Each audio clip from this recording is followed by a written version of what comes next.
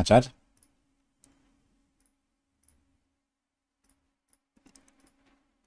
How's it going?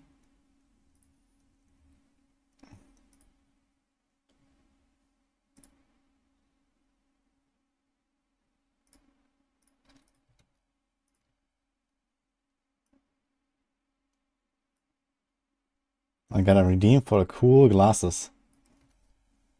I missed that. Let's put it on. Morning, guys.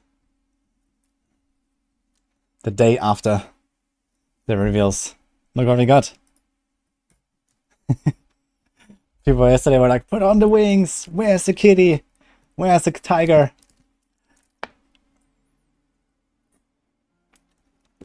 Oh, we got a little gift from Blizzard. Hashtag sponsored. Well, I guess I need to change my mount. Let's try it.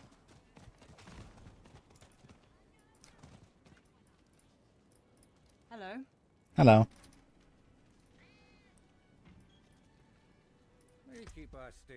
Okay, so... Cat. Horse? Cat. I don't really like that it's like so like... How do you say that? Buckled? I don't know. It's like... I guess like stealthy. Mount armor, so can we see that here? I mean, if the armor looks really cool. The armor really fits it. It's pretty amazing. Can we do a trophy too? What can we do? A shower club, guys? Heh.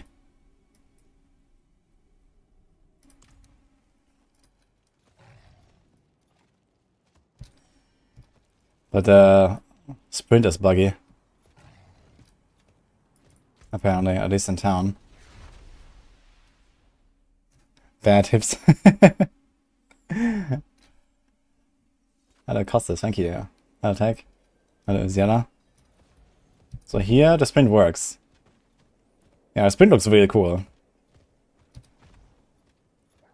Oh, it also has a different, like, animation when you sprint. It has, like, some glow. Okay. Nice. So let's see how much more DPS we do with all these cosmetics.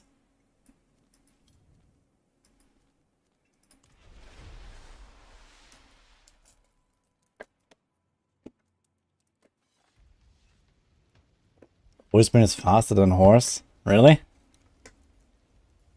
Frosty has a new video. Oh shit. Should we watch it? Am I gonna get demonetized?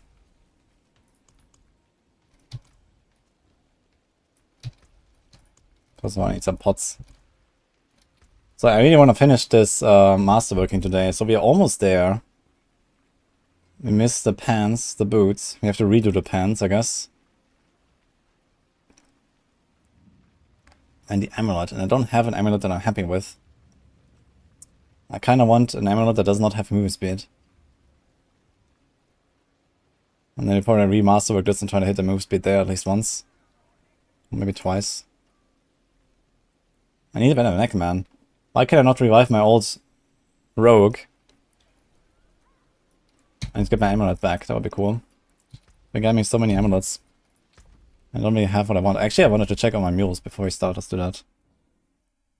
I think we might have some amulets somewhere. Melee weapons. Let's just check them all. I think I put some amulets on some random mule.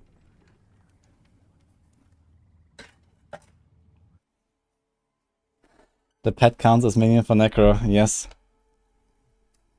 New patch. Yeah, patch was last night, but it's patch 1.42. That's out. TB build today? Not today. We might do another full-man speedrun today, actually. But we'll see with the timing, because I have a sponsored stream later. For Once Human. So that would be probably kind of bad timing, depending on when everyone goes offline.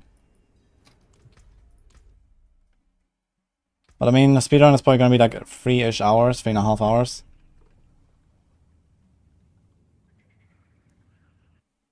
The wings are from the Vessel of Hatred. I think the Ultimate Edition or is it the Deluxe Edition? Okay, no amulets anywhere to be found.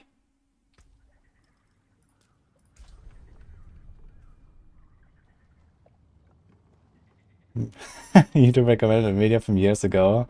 Forgot I used to have curly hair. I mean, sometimes it's longer, sometimes it's shorter. So this is how it is. Ah, let's see what we got here. Heartseeker pants. Heartseeker pants. I got all stuff. All rest pants. This is actually something I need on a Barb. I just realized. These pants are really good for Barb. Heartseeker pants again. I have many Heartseeker pants for sale, guys. Here's also another Aura's chest. So I think it's actually something I wanted to use on a Barb when the time comes. This could be useful. Dark Shroud chests. Like crazy. Okay, I have so much stuff, man. Maybe we can actually start putting some stuff on this mule as well. Yeah. Oh.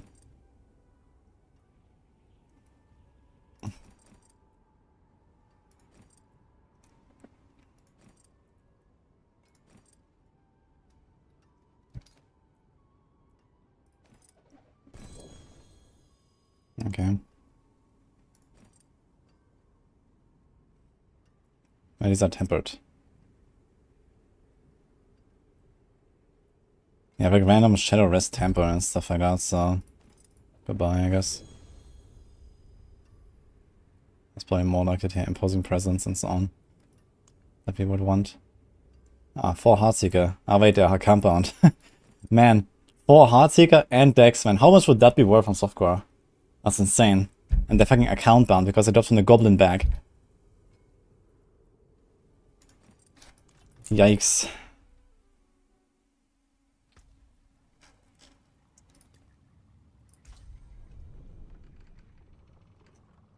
I changed to Heartseeker pant, I have Tobas instead of Sapphires. Yeah, there comes a point where the extra additive damage is worth more than the additive from Vuln plus the victimized scaling. This is why. Okay, Frigid Life. Frigid Life. What is this? Shadow Imbue, and this is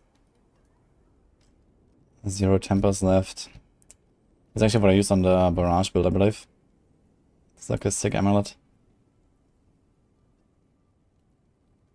Frigid. Crit. No, we don't have necks, man. I need a better neck. It's crazy. Let's check this one. Yeah, around 1500 or so.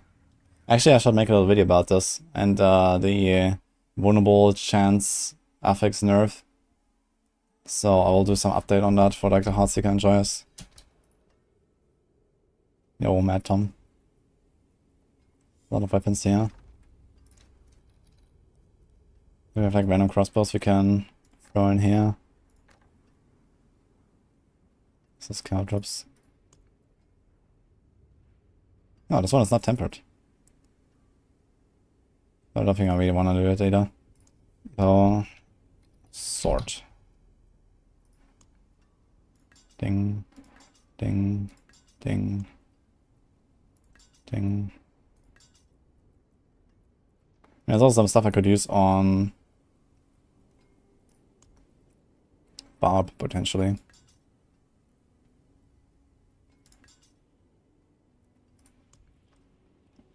Strength. Uh-huh. Okay. They did not directly nerf Heartseeker, but I nerfed an affix that Heartseeker users use. Which is chance to make enemies vulnerable on a ring.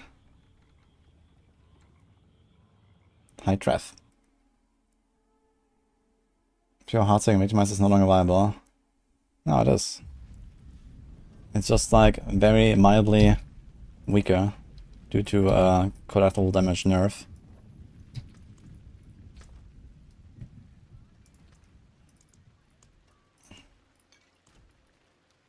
Alright, let's see our DPS here with all these wings. We were farming like 85s and then I mastered some stuff up last night. We had 64k life now. I have more than enough attack speed. I think I reached a point where I can probably spec for the Eldritch Bounty and Bursting Venoms combo instead of Elements Moonrise. What's my speed right now? 186. Okay, wait, I need to calculate this again. So we have 45 from Flurry, 15 from the Potion, 30 from Close Quarters, 30 from Rapid, and then Unlarials.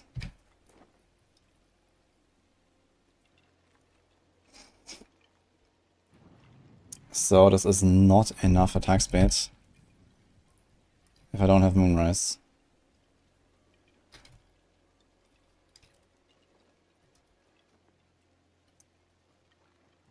I think this is like roughly, wait, I have to hit. We need 144% attack speed, so we need missing 5. And then Darius without anything is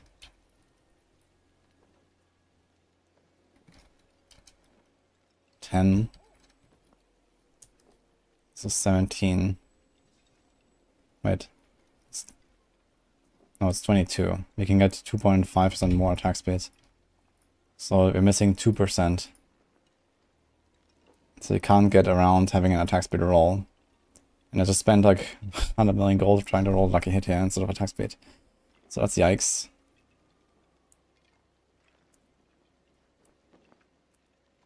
What do I do about it?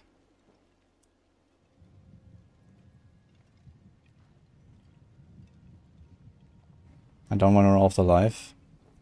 And I don't want to remove it here. So I'd like to have a ring that has lucky hit attack speed life instead of the dex. That would probably be preferable.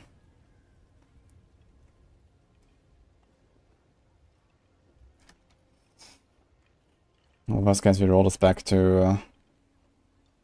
Okay, how much does this dexterity do? I have like 200 dex on this thing.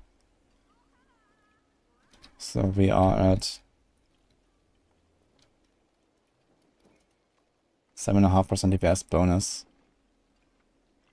So it's actually okay, but it's also greater and upgraded.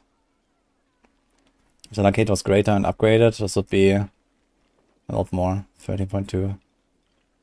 Which means...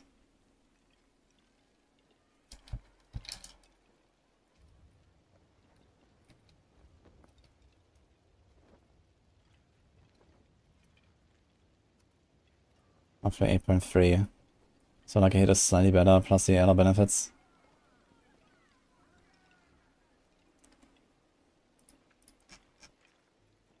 Anyway, let's do an 88.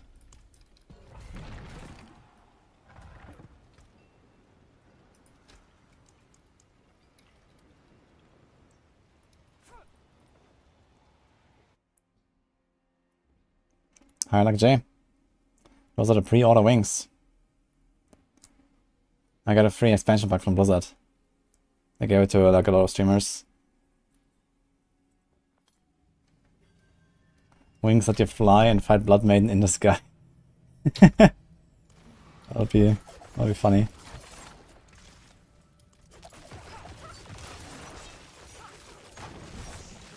can do that in Elden Ring soon, guys. You can get the Crucible Knight wings.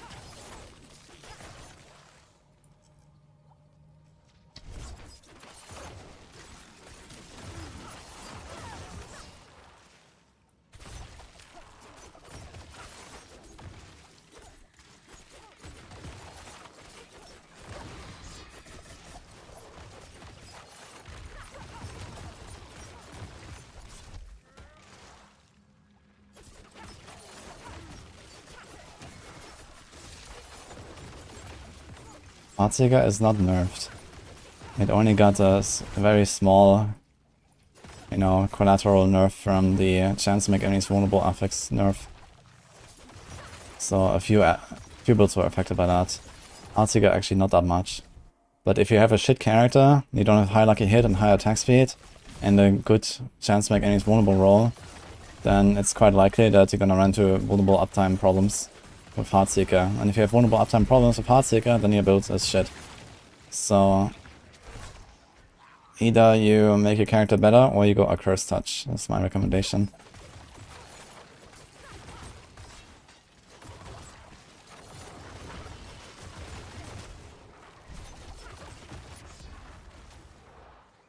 I got lifesteal doing work.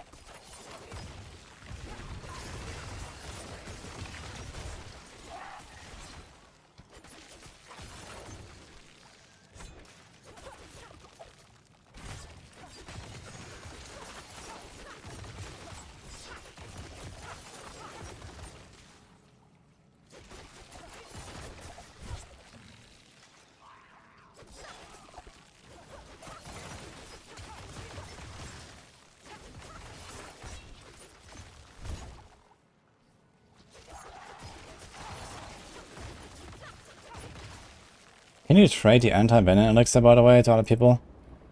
That would be a really nice commodity to trade for.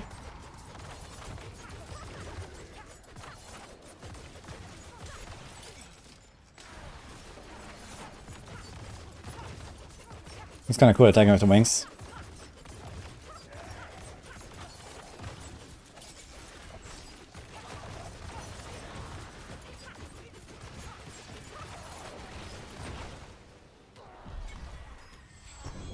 Kitty.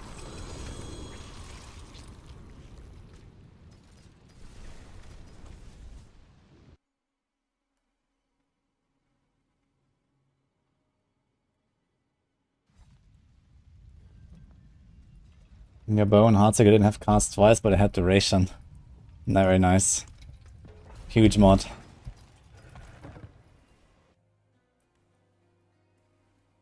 Anti-venom doesn't say account bound. That's actually kind of good.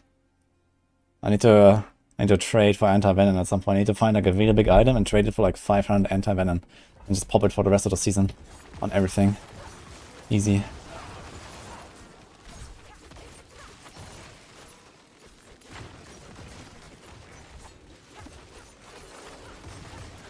Angel Breath is hard to come by, man. Especially if I'm on a farm pit. Like I said, to level in character in Helltide again at some point or so. Do events. Now you can do one of the Necros. Probably want to level 2 Necros. Maybe 3. To try a bunch of builds. Get some nice Bone Spear action in Helltides.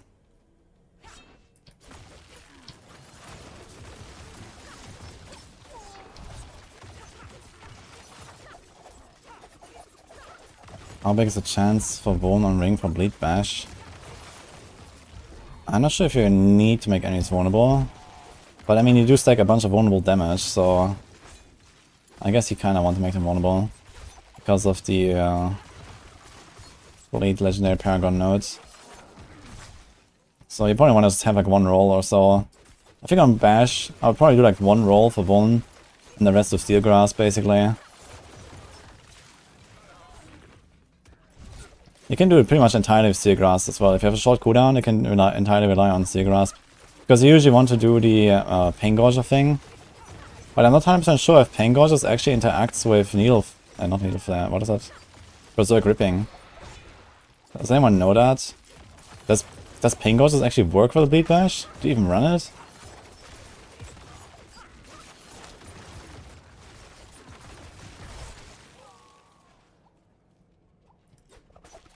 Yeah, I don't think it's really that important to have the Vuln ring on a Bleed Bash, or on Bash in general.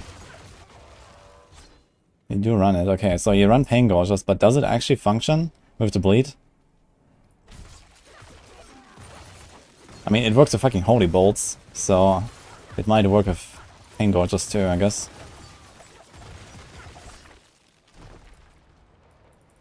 Hello, Frank, Lucas. It doesn't, okay. So you get the Bleed. Okay, this is why the Bleed Bash is not outrageously stronger, I guess, because it doesn't work with Pain Gorgers.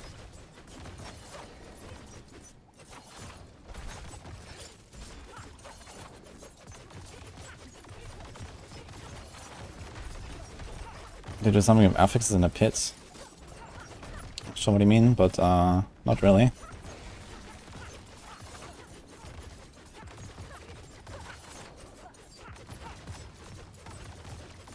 I think it was on the Caltrops. Ah! Pick it! Hello? Where's my kitty?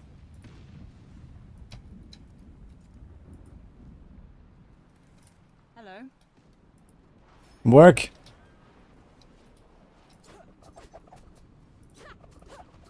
Okay.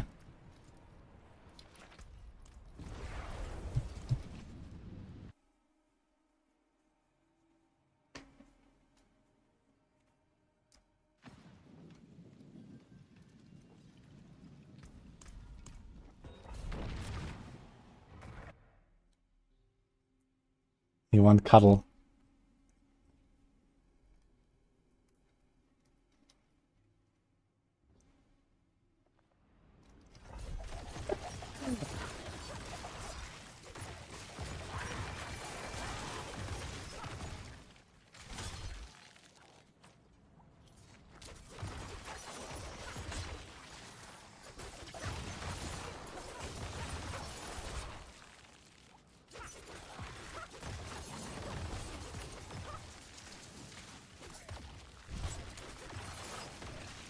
Feels like I'm getting used to having wings very quickly. Did not expect.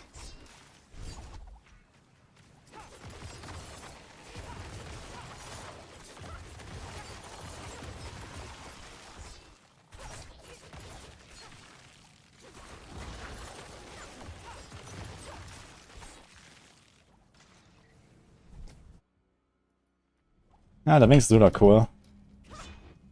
Sad to see what other stuff you're gonna get. It's gonna be like 100 wings in a year from now.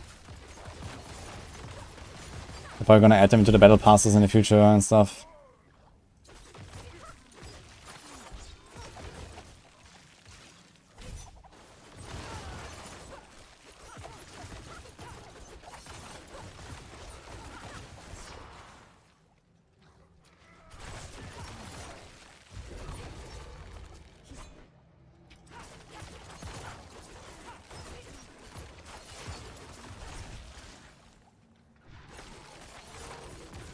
Oh, where am I going? The strongest single target build is Barb. Okay.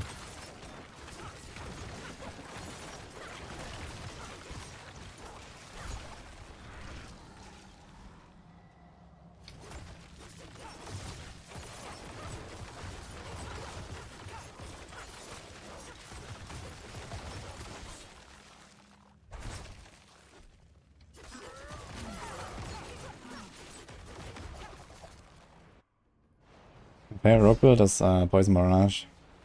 It's very fun.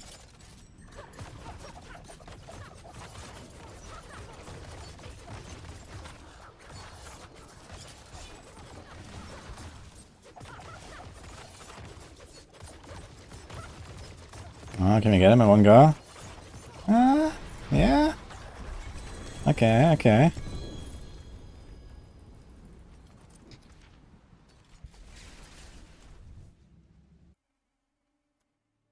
How is he freezing enemies? I'll give you a little tip. I have very cold boots.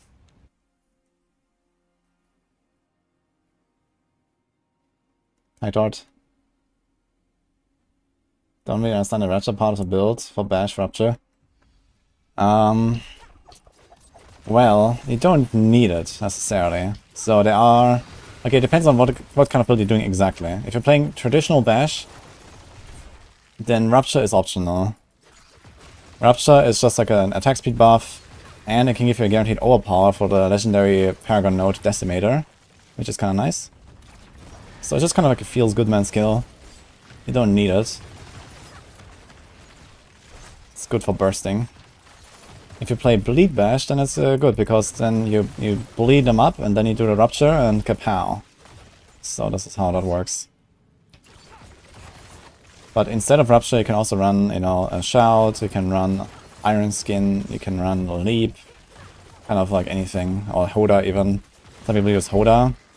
That can also give you guaranteed overpower thanks to the Bash to activate Decimator. So it's kind of like a separate version of a nuke ability.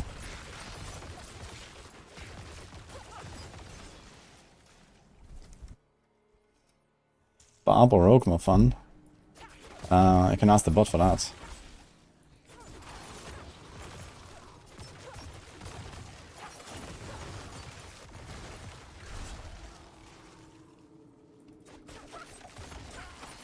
We got a Shaco. What's the next best Uber for Rogue? And there is no other besides Andariels for this build specifically. If you don't want to play this build, then you don't need an Andariels, and you can also cannot combine it. So there's no other Uber really that you want on a rogue. You could consider a Doombringer, but Doombringer is at best a mediocre option just to be very tanky if you don't know how to make a character tanky otherwise. But it's not really an optimal choice.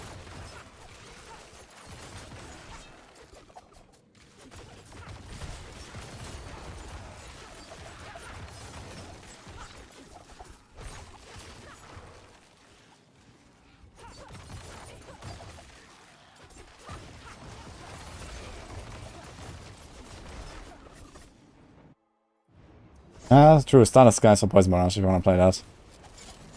And that's a really cool build, I forgot actually.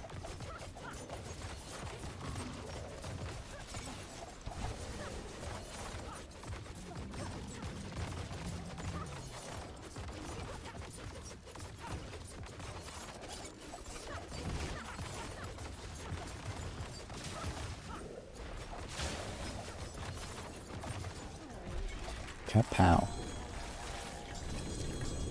No stones so far today.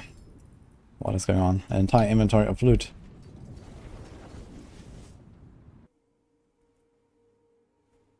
There's a guy on YouTube, he runs a pit 109 with grenade rogue. I have not seen that. You can link it if you want, you can check it out briefly. I heard some people doing like grenade rogue action. 109 for a push is not very impressive. But if it's like, you know, less than a 15-minute run, it could be kind of nice.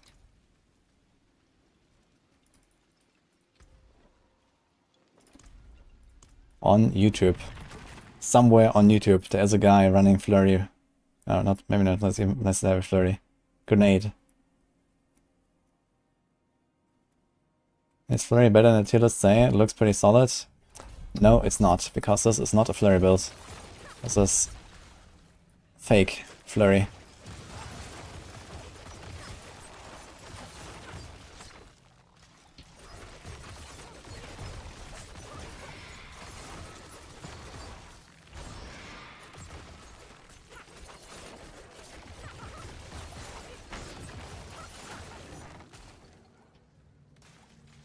It's a furry build. Soon, man. I think it's not unlikely that the Spiritborn also has some transform skill. But maybe like a temporary one, like an ultimate or so. But I'm pretty sure it's gonna have like, you know, some kind of like, you know, ghastly form or, you know, something like that.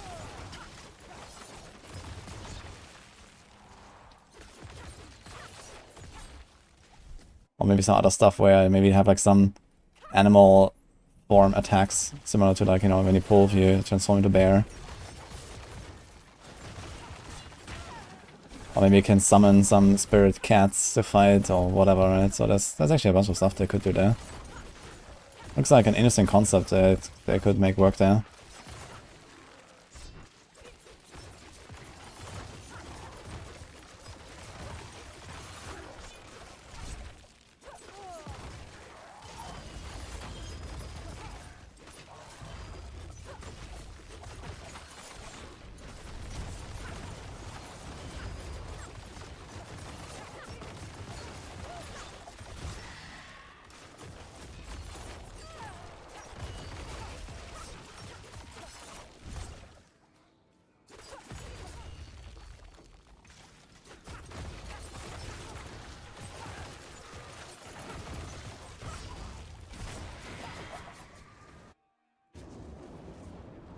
The flurry, but not the flurry ring.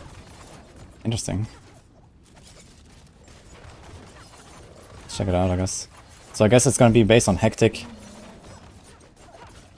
Concealment, procs, Hectic, and that's it, I imagine. If you're just running flurry, just for the attack speed probably.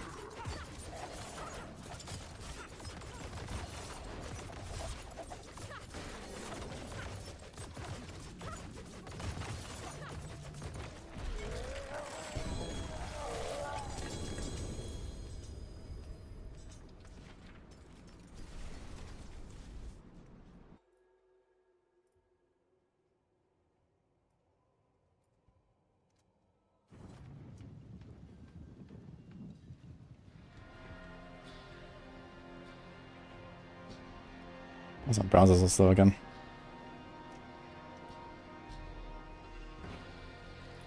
Okay, Flurry Grenade Rogue, 109, Season 4. What's this for the... That's not. So he is playing Inner Sight. Shadow Imbue.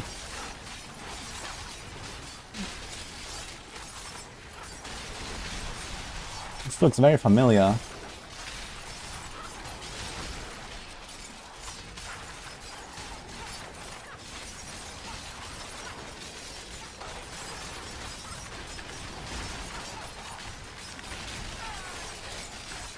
This looks extremely familiar if you ask me.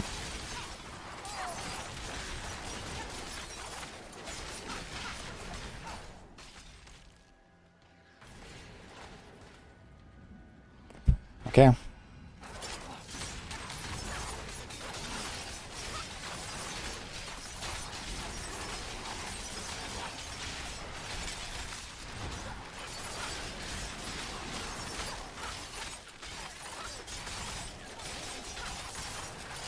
Now what are these grenades hitting for? 28 million. Look at that. 40 million, 28 million, 10 million. It's probably pretty decked out.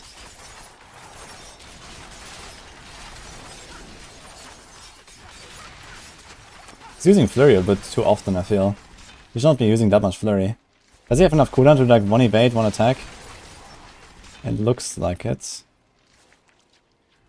He need like pretty good gear to do like the 1-1 combo. Nah, he actually doesn't have enough. So one attack gives him around 2/3 back. So he has to double attack. So it looks like he gets multiple rocks at once though. Here he just evades and does one attack and he's instantly back. So it's kind of strange. I'm not sure where that is coming from. I guess because he pressed another button here. Did he press concealment?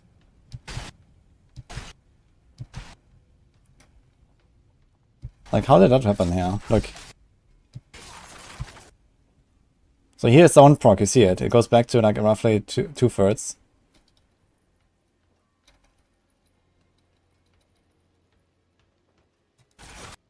It's back here. Here comes the evade. And it's instantly back. This is very strange. What happened there? Look. He got two at once, you see? There's... Gain stealth. Gained lethal dusk. Where is that coming from? He got two procs. I don't understand how. Let's see, this is like in 2 frames. 1 frame, 2 frames. Got 2 pranks at once, but he didn't press any button. Like, everything is on cooldown. He didn't press card drops, this is on cooldown. He didn't press concealment. Shadow Imbuement is on cooldown.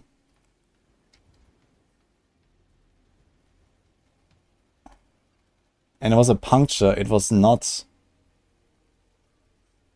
Flurry, 78 million by the way. That's a big grenade.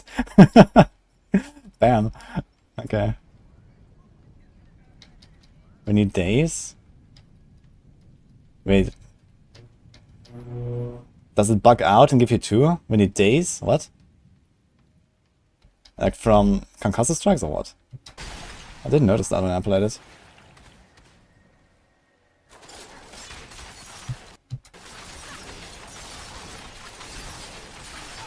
Hi, button. But it's not consistent though.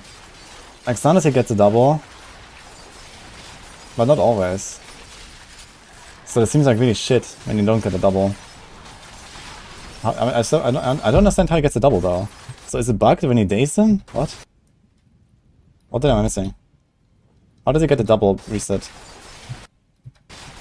Here, same thing. Look. He has 1 proc. 1, 2, 3, 4, 5, 6, 7, 8, 9, 10. Okay, this is 10 frames. This could be just another attack actually. If you have high enough attack speed. So concussive strike trigger gives you the reset. Really? Wait, I have concussive strikes, right? I wanna see that.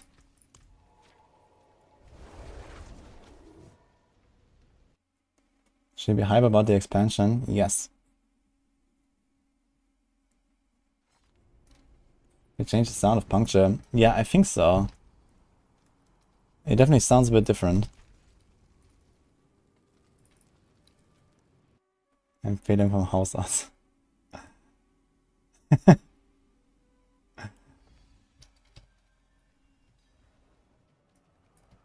Check out this one. Yeah, you want to get to the point where you have enough cooldown reduction for one attack, one evade.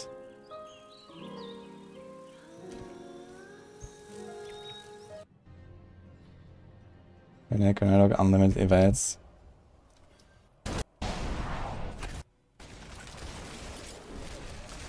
Yeah, he has a cooldown. So he has the right setup here. Look. This is consistent, evade, evade, evade. This is how you want to do it. He's doing it with barrage and blade shift. Kind of same story, I suppose. Like compared to like puncture flurry. It's funny. He's doing it with barrage. I mean, that works. Why not?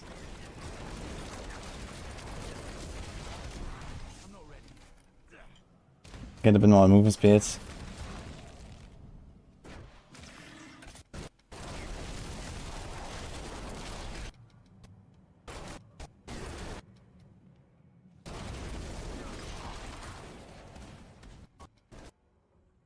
Yeah, the problem is just that his build has like no boss damage. That's look. When does he enter the boss arena?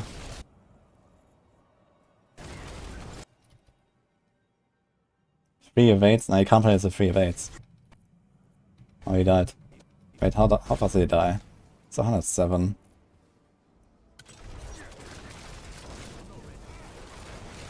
Holy. Dude, it's getting He's getting blasted by the explosive, man. Everything is frozen. He just dies to the ground effect, man. What? How fucking squishy. Okay, there's a lightning and an explosive, but still. Damn. Okay, he enters the boss arena at 7 minutes and he has the best boss. Oh my god. So he needs 5 minutes for the best boss. I got a stone. And 107. Let's see the boss kill on the flurry version. That's 109. And he has a shittier setup. But his grenades hit very hard. So he might have invested more into damage and less into the evading stuff. I'm still trying to figure out what happens here with the cooldown reset, because this seems very sus. I don't understand why this happens.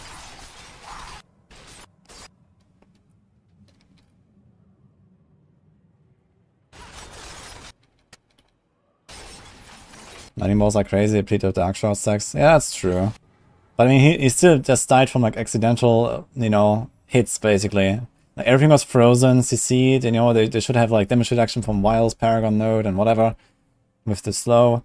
And he just died, you know, without anything attacking him. So, that's kind of funny, man. So he entered the boss room at 8 minutes. Same thing, same boss. Best boss.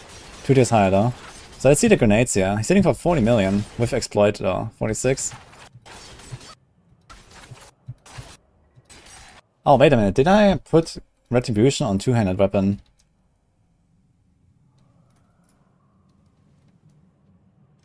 No, we can't actually, because you need to have the opportunist on two-handed. Okay, I can't do that here.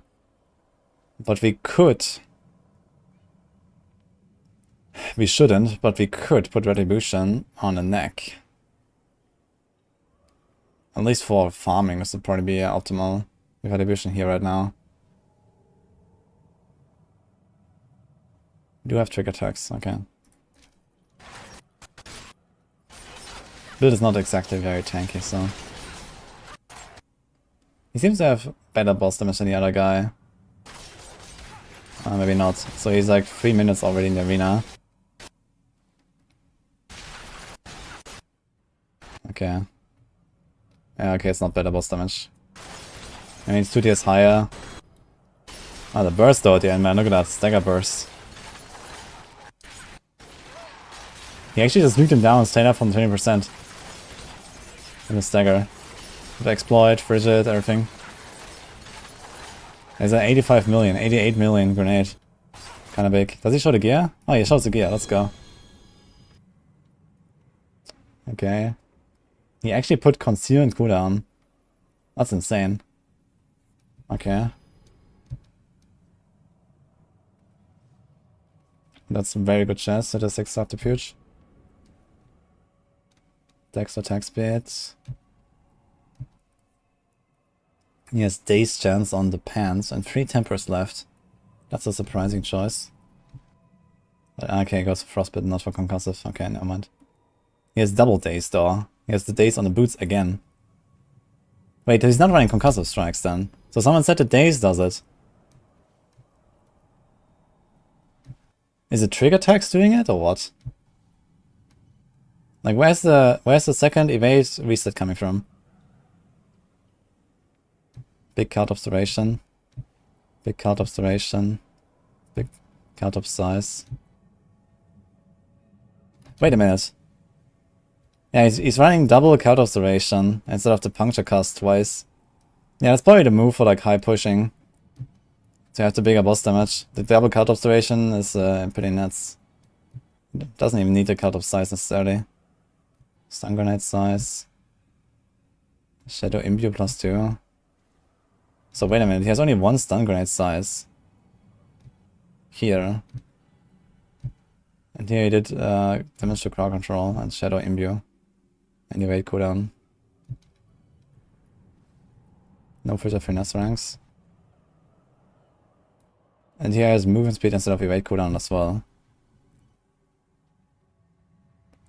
Ah, rapid fire. Ah, the gambit. Okay, I understand now what he means today is. Yeah, true, I guess. So he can do it that way. But yeah, look at this. Like he spent like 7.5 minutes on a boss or something. Or 6.5. So he walks in at 8. 12.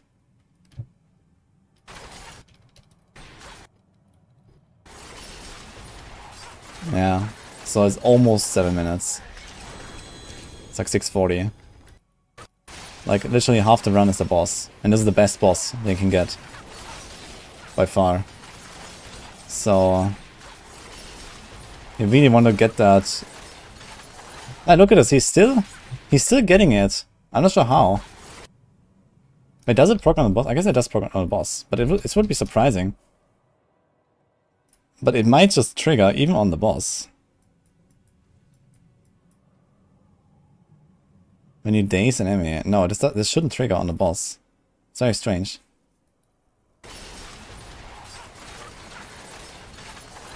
I think it's just 2 attacks. It's only the same hit. But it is very fast. So this is 1 frame. He pressed flurry actually, which is a kind of long animation. So this is 1, 2, 3, 4, 5, 6, 7, 8, 9, 10, 11, 12. Okay, it's 200 milliseconds. So I guess it's fine. Let's go back a bit when the boss is not staggered. Ding ding. Okay, this looks normal. Maybe it's just like the animation that's delayed a little bit sometimes. Like sometimes he gets like these daze triggers on the ads. But otherwise most of the time he gets nothing on the boss.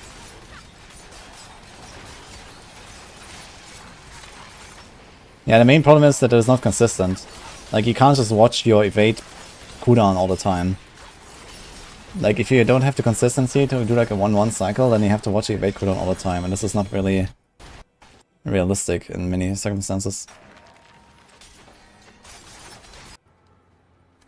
But yeah, cool to see that people are pushing with this. So it seems that this is kind of working out here. So maybe the one change I should do is, instead of the flurry size, we're gonna do crowd observation. You can do like triple crowd observation actually, and just put the crowd ops there.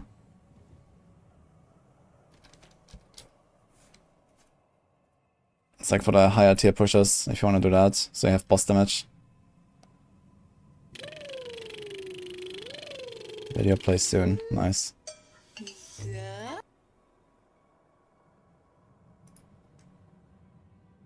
Hey, I am not fast. Thanks, what's up?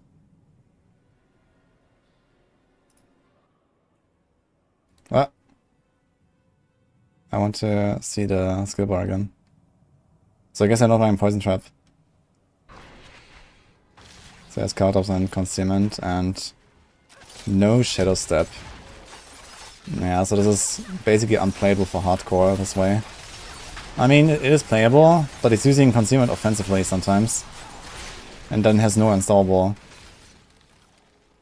Here, he just runs in with Concealment, and this is something you should never do in hardcore.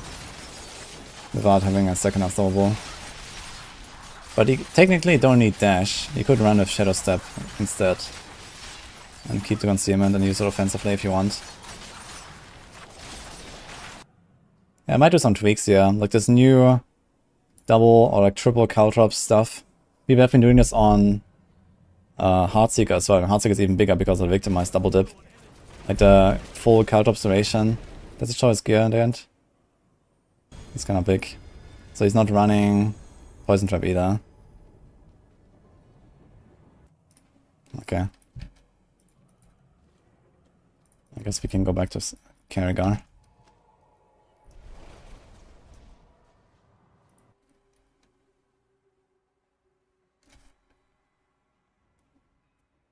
It's not my PC breaking, it's just a browser for some reason.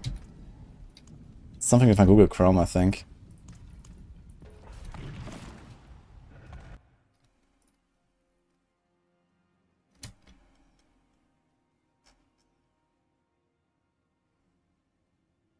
Think the new expansion is worth the price? Absolutely.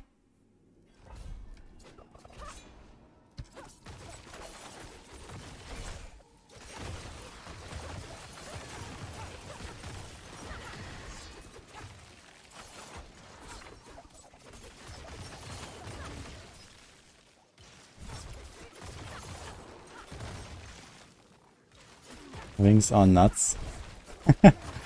Yeah, someone said yesterday, D4 is basically just D3 plus now. That's kind of true. They tried to make it like its own identity. It does have its own things still, like Helltide and open world stuff that are special, but it is definitely becoming D3 very quickly.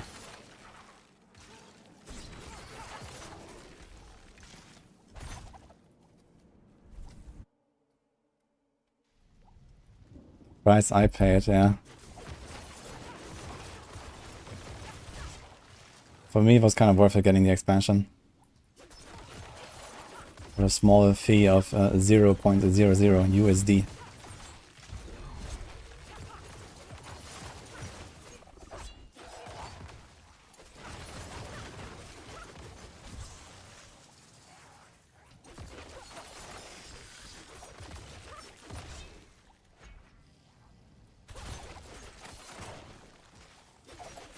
And the cute pet.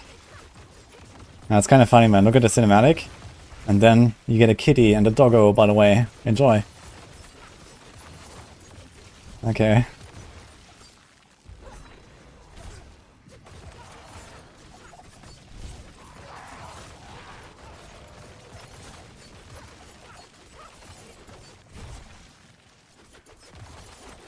Business expense. No, it wasn't even business expense. I got it for free from Blizzard. They gave it to like all the streamers.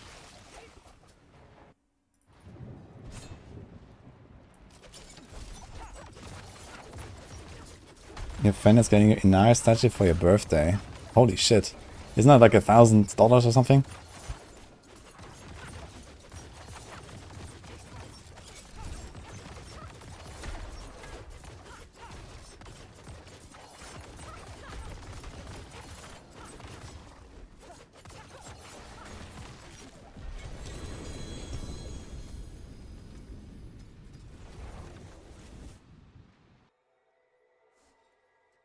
A very good friend to get a... I have not playtested the expansion. It seems like they're not really actually making a beta or anything like that. So they're just gonna throw the expansion out there. Surely it's gonna be fine. Like I have no news about like beta or anything. I just know that, you know, there's like this friends and family alpha going that people data mined. And it's literally it. I have no idea what is coming or whatever. But who knows, you might have something special coming up. Internal beta. I mean, the thing is that, you know, it's easier to beta test the expansion than it is to beta test the, you know, original launch, I guess. So, I guess we can have more confidence in internal testing these days than we could before the launch. Because they already know what works and why and what people want, and, you know, you just kind of need to build on the game and improve the game. That's a whole different story than making the game. So it's like much easier, I guess, but still. Like no announcement of a beta, no like, you know, pre-order, play beta early like in WoW, or I don't know, something like that, right? Nothing. So, I mean, personally I really love that actually, because you're gonna go in, the expansion launches, new season start, and you know, shit is gonna go ham, right? It's gonna be amazing. But on the other hand, there's gonna be so much broken shit, like it's gonna be fun. Oh man. Bulwark Druid coming back 100%. Or something like it. You can already see it.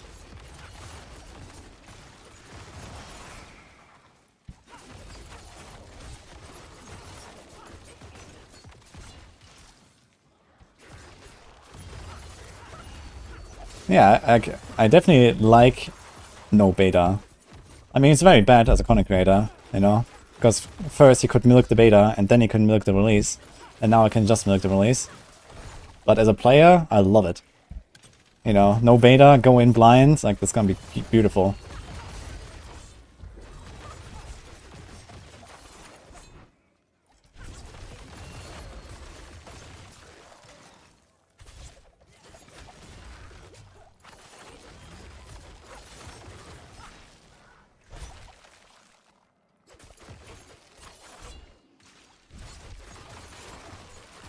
So, Jordan plus 8 to all skills if you have no defensive skills on your bar.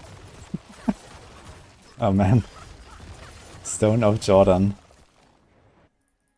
I mean, I guess at some point we're gonna get Stone of Jordan.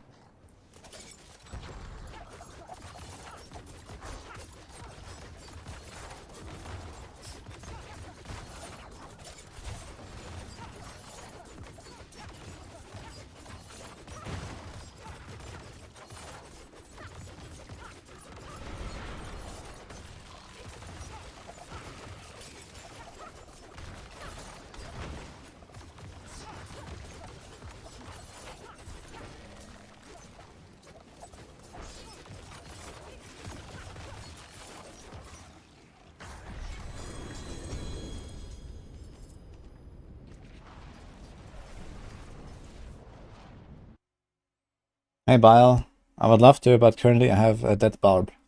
And I want to do the next Ubers with my Barb. So I have to wait for the 4-man speedrun to have a character.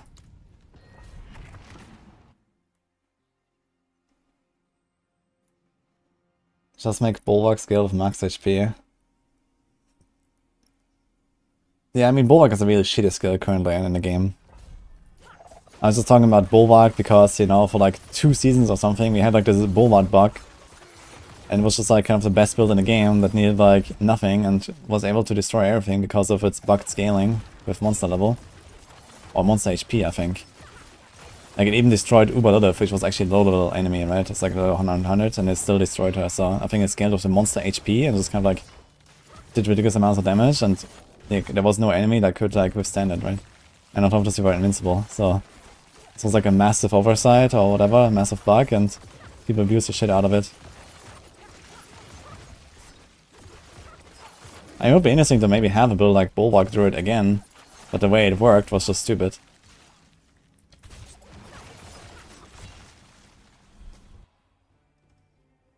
There's no fixable there yet.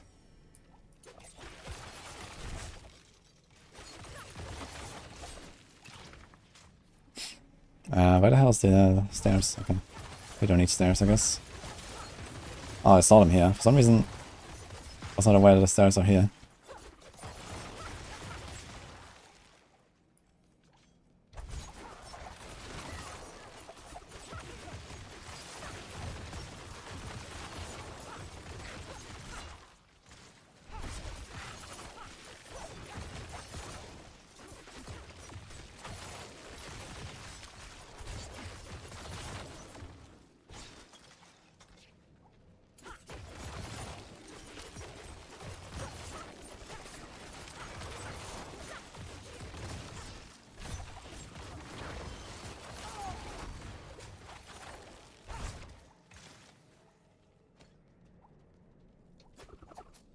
Is Bleed Bash really gear dependent to work?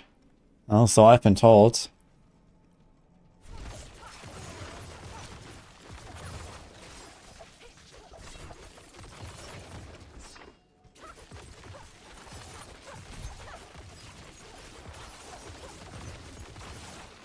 I still need to understand why Grandfather is so good for it. But we'll get there, I guess.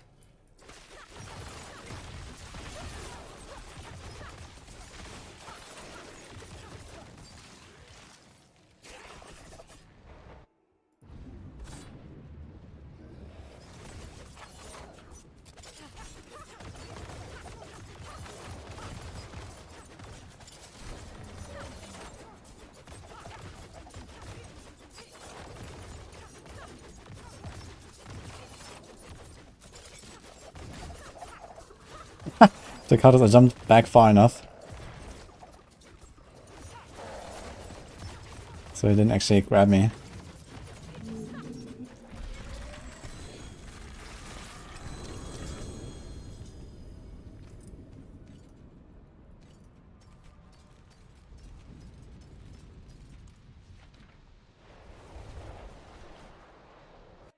What happened with the Barb? Yeah, the Barb was he was too silent at the wrong moment. Then got bounced around. Come, traveler. The stars of sanctuary await. Not a hello. Shame that. Well, hello, shining. I got the X-Bug. Shining beauty. Blizzard gifted it to the streamers. The hammer sings on your return.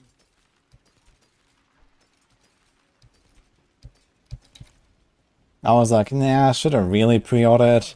I guess I'm gonna wait for the reviews once it's out, and then we'll decide. But then they were like, hey, have a code. I was like, nah, okay, I guess I have to play it now.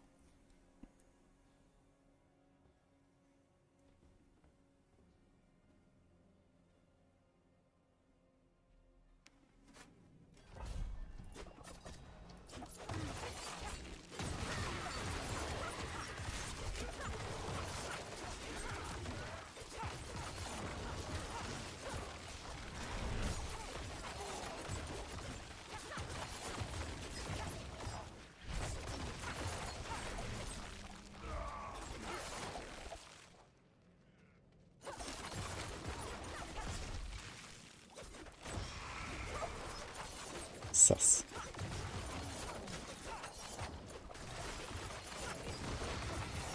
Mod said he didn't want to get it gifted by Blizzard because then he will need to advertise it. They didn't tell me anything. They just said, hey, yeah, you can get a code. Enjoy. I'm not doing shit. I'm pretty sure that should be the same for mods.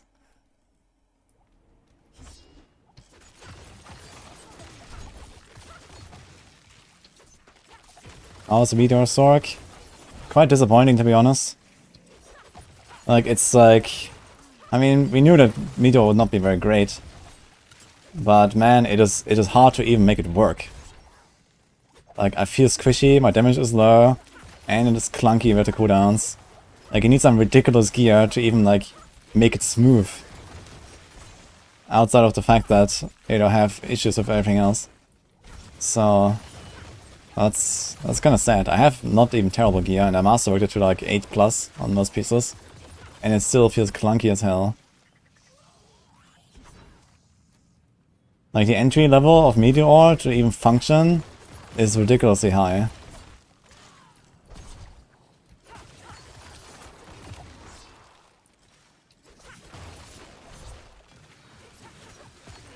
I'm not sure if I want to do more of that, honestly. I think it's cut my losses, salvage everything, and that's it.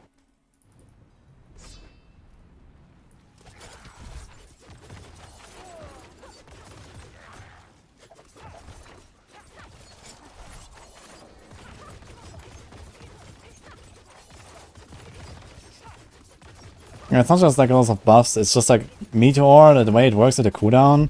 Like, the only way to play it is with like a massive Ice Blades spam and like ridiculous amounts of cooldown reduction, and it's just like... You don't even get there, really. Unless you have, like, really, like, you know, greater affix cooldown on every slot, masterwork it up like 2 or 3 times, and, you know, all that kind of stuff. And then it kind of works. And then you have to play like, you know, face roll all of your skills so that you get your ice blades from the enchantment. So it's...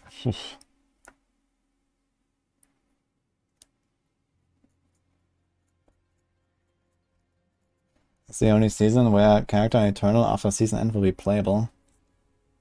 Wait, why is that? Why was that not possible before?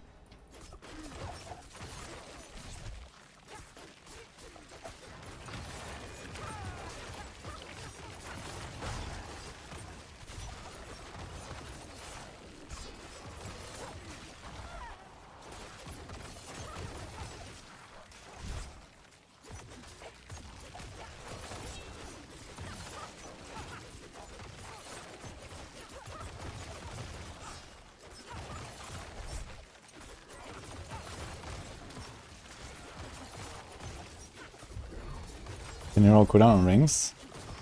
That was never possible, but it exists on X-Files and on the Tamasha ring. I was actually running both. I had cooldown on both rings, on the offhand, on the neck, and on the helm. So I had like around 50% cooldown, but it was not nearly enough to feel comfortable. And I had 6.5 on the affix on the helm, which is almost perfect. And it felt really shit. And I had greater affix cooldowns on like 2 slots. And I had masterworked like the ring a little bit to cooldown, and another hit or 2 with masterworking. And man, it felt horrible. Really. Like sometimes I just had like 2 seconds downtime between my meteor casts, or 3 even sometimes. It's crazy. And then, you know, once you have like 60% plus sheet cooldown and a 6 second helm, yeah, you're gonna get to the point where it starts feeling like built.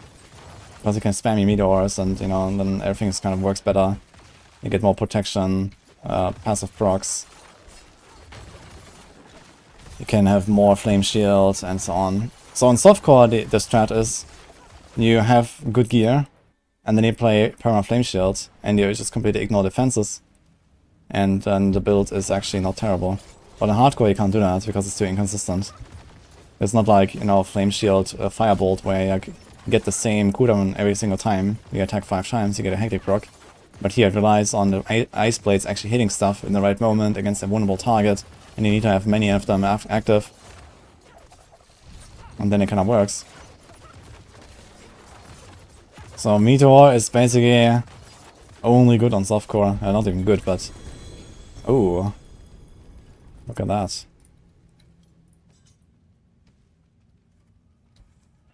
That's an interesting dot sword. Damage and damage all time. 3 to concussive and 1 to vicious. 3 to concussive.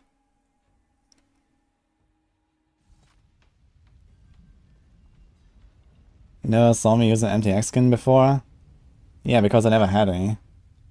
Well, I had something. I got the Ultimate Edition gifted from Blizzard for the base game. So I still have the Battle Pass here. I need to use it either this season or next season, because I guess it's gonna expire at some point. But I haven't used that, yeah. And they also gifted me the expansion, so...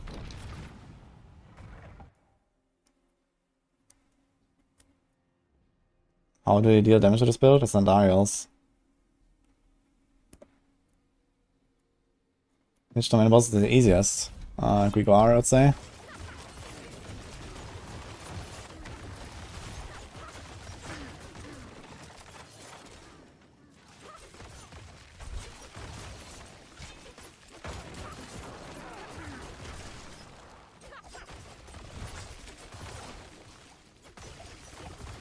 Where's my pet? I have a kitty, not a doggo. The kitty is actually smaller. It's like a lot less visible. I kind of like that actually. Watch out, soon we're gonna get flying pets, and the flying pets will be way better at picking up materials than the ground pets. I'm calling it now.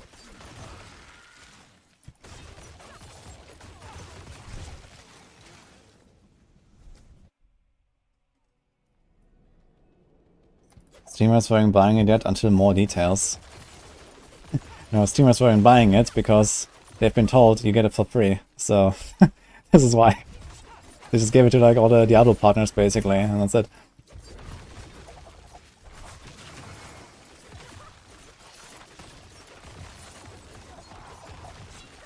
Oh, that's a nice little perk, I guess.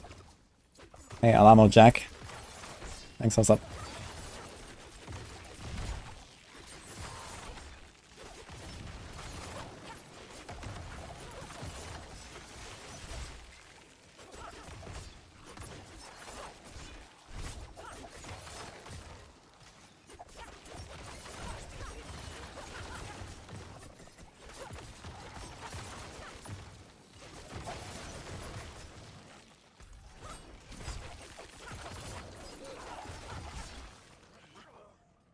Why people don't like mercenaries?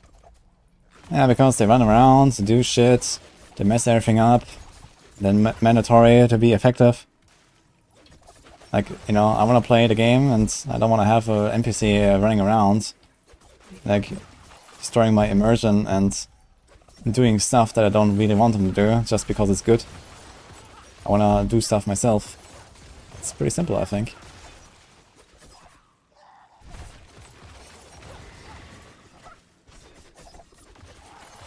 Like, I really like the, like, isolate, like, desolate feel of Diablo 4 that we have in the game. And I don't want to have another guy running with me into the boss fight here and whatever.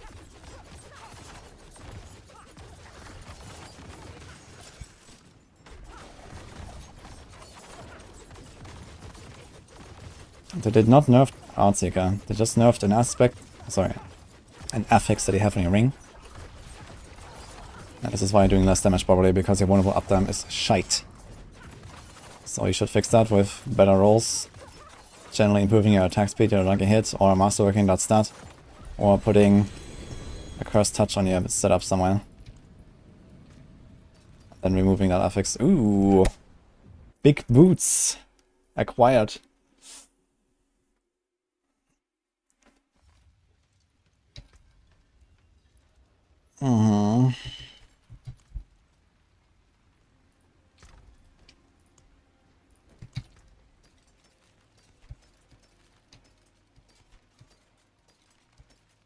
Do we save this? Nah, concussive is not great. What about this thing though? This could be for my experiment.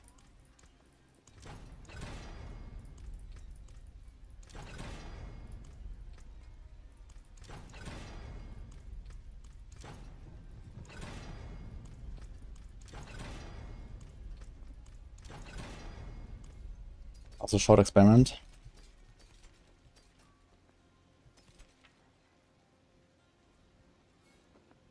Very low life roll. Yeah, how do you do that with a triple sword, man? Like percent damage and damage over time. If that was a dagger, that would be pretty nice. But, want to sell, guys. I mean, there's some builds that can use this. Against Barbs especially. The bot stuff. But then it has dex, right?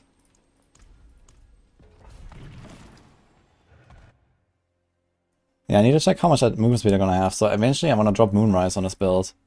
And having the greater movement speed on the boots would be quite helpful for that. But I also have to give up 12 dodge. And I don't necessarily want to give up 12 dodge, but I guess it's okay.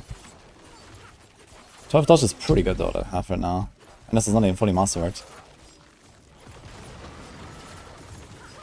But yeah, we can probably get away without the dodge. What dodge do we have?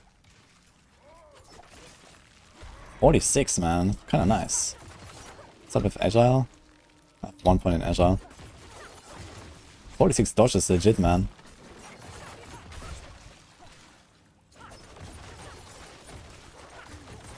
So without the boots, we'll probably go down to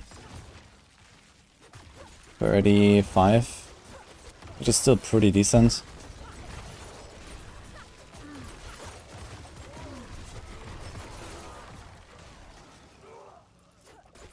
I think the wings break immersion.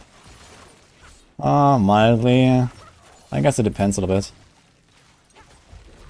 Like, I kind of like that Diablo 4 art style was like much more grounded than other games. But I mean, I had no illusions that they would break that at some point. Here we are.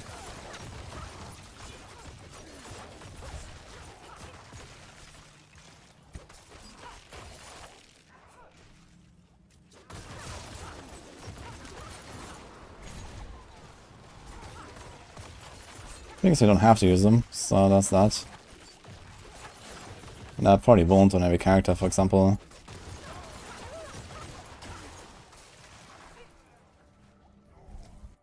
I'll wait for pink pony mounts.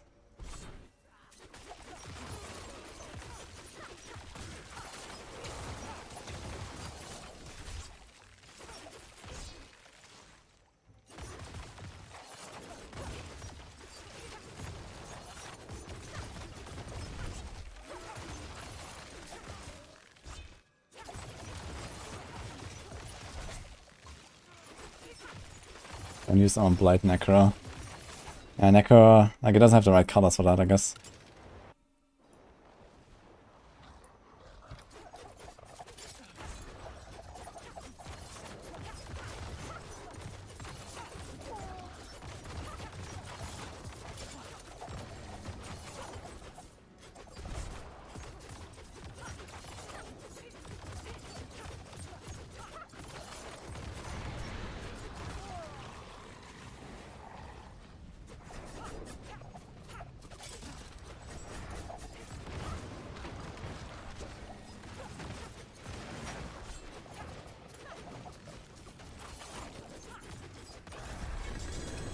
Kinda scary actually. If you get knocked down here, you're dead. From the wolves, they jump at you, get knocked down, that's it.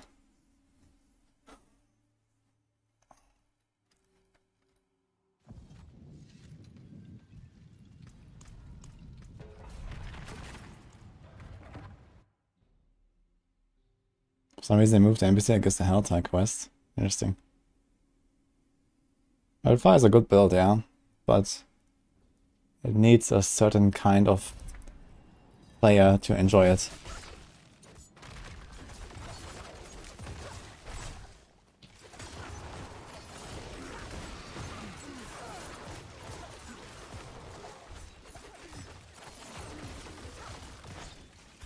It's not recommended for console, I'd say.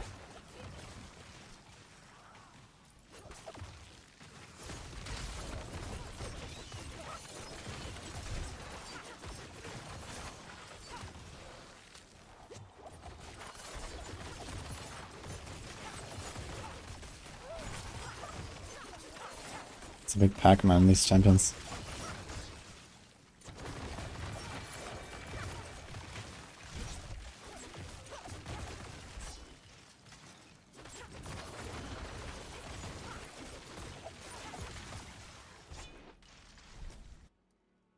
Got another Stygian a couple rifts ago. Are you sure about that? Doesn't look like it.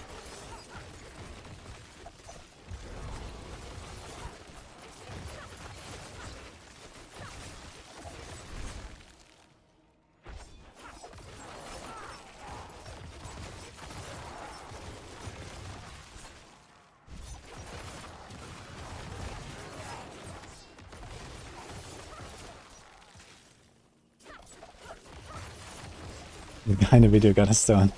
Yes, it was the blurry guy.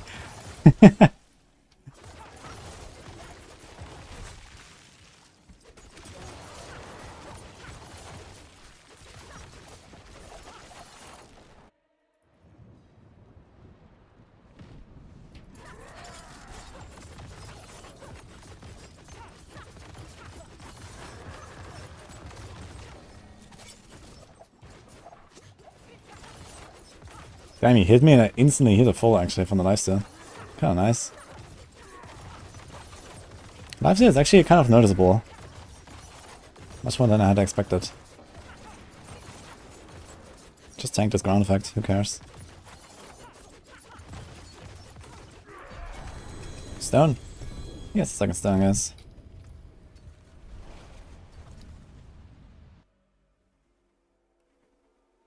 Is this version better than Stars of Shadow Imbue? Shadow Imbue is straight up just like 12% extra damage for free. However, you have the downside on hardcore, you will eventually die if you don't have concealment instead, and you put Shadow Imbue instead. So I'd rather choose the -1 tier. Is it even -1 tier? It's probably less than -1 tier. And I live. Yeah, you can do Shadow Imbue, you can do Smoke Grenades if you care more about the packs.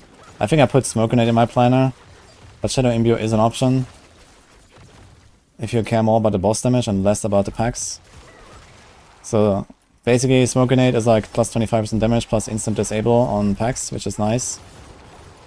Not always 25% damage because you don't necessarily hit all of the pack, but most of the time you hit most of the pack and you keep them in one place, like here, boom, Smoke Grenade, that's it.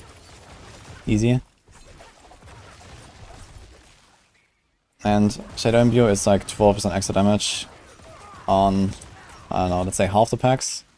And permanently on the boss, I guess, or near permanently on the boss. Whereas Smoke Grenade does nothing on the boss. I mean, you mostly care about boss damage if you care about going higher with this build. So it's kind of valid to go for the Shadow Imbue.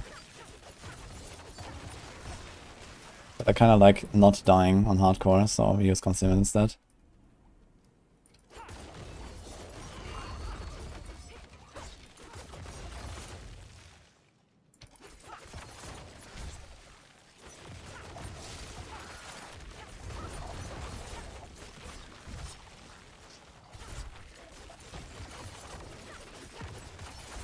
I mean, so far I didn't have a situation where I would have died, I think, without Concealment. I've been playing this for like, I don't know, 10 hours-ish, or more in the pit so far. I usually use my Concealment like once every half hour or so.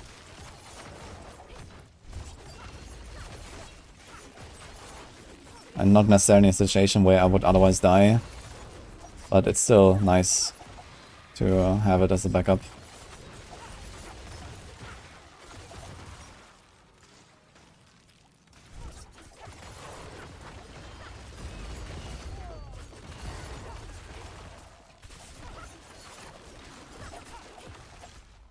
Oh no.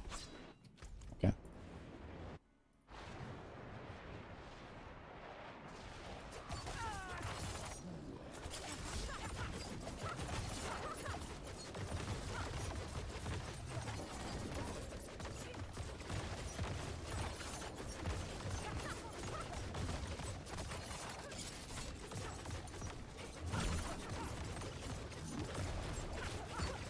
It's kind of interesting, the wings behind the boss, the outline.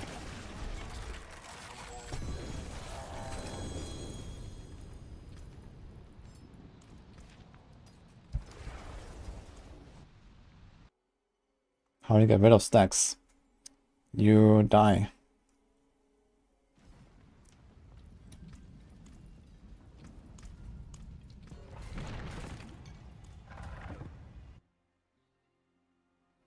So I see based on your DPS or percent of the mobs. Well, I've never really tested the lifesteal mechanic in this game, but it should be based on your damage. The more damage you deal, the more you lifesteal. I mean, this is how lifesteal works in literally every game.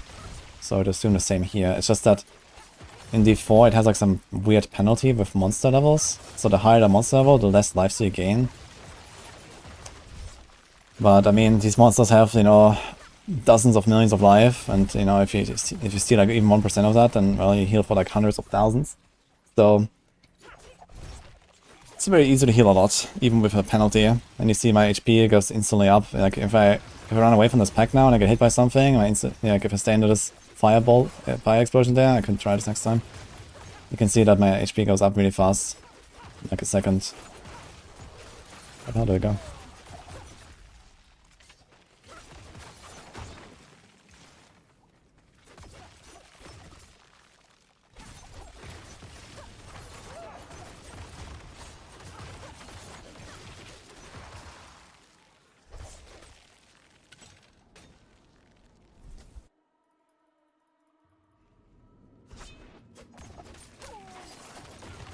I paid 88. That goes well with the music on the stream.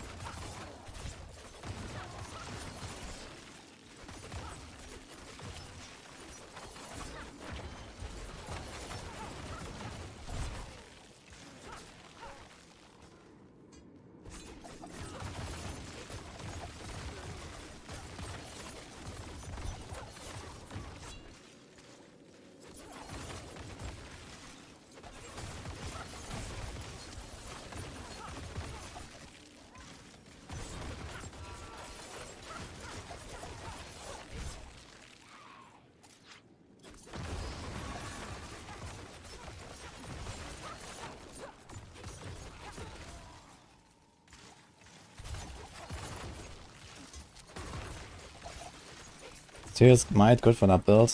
No, Tears Might is not used on any rogue build. Unless you're very desperate and have zero defensive aspect support, really. I mean, that exists if you don't run Juggernaut and you don't run Might. On like a, you know, inner sight, no basic attack build or something. You could run into a situation where maybe you want to use Tyrados, but not really, because Dark Shroud ranks are really good. So if you don't have Dark Shroud ranks, you're doing it wrong.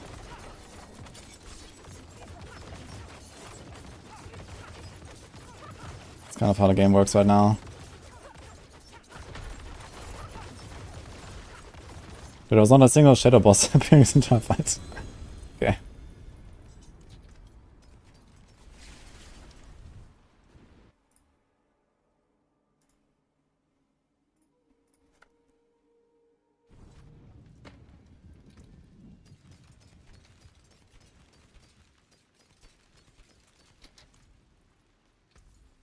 Follow the stars, friend. Well, not a bad pull. Hello, shining beauty.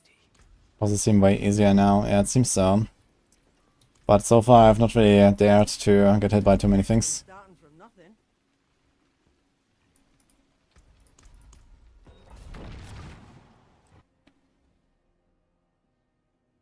Should you make other ones as back office so you can wear them?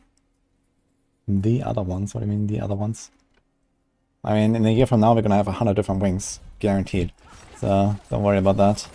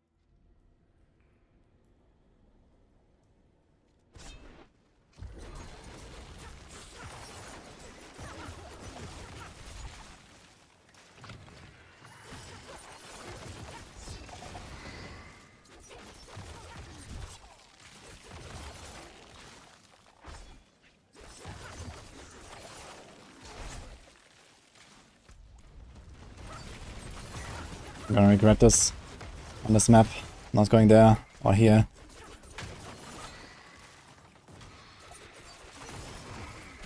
But maybe it's enough. Ding. I'm Arios, thanks for the donor. Appreciate that.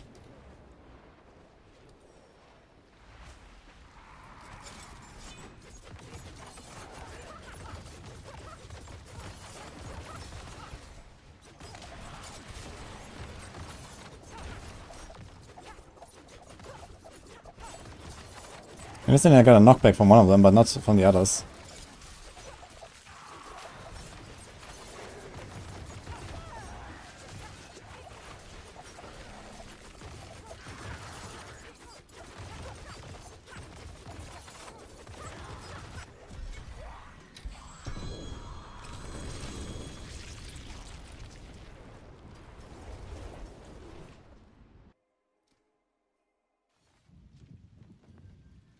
You dodge all hits.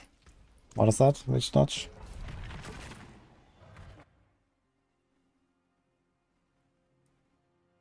It's not really worth to focus on lifesteal, percent or masterworking. But I guess it does more than all the other stuff almost.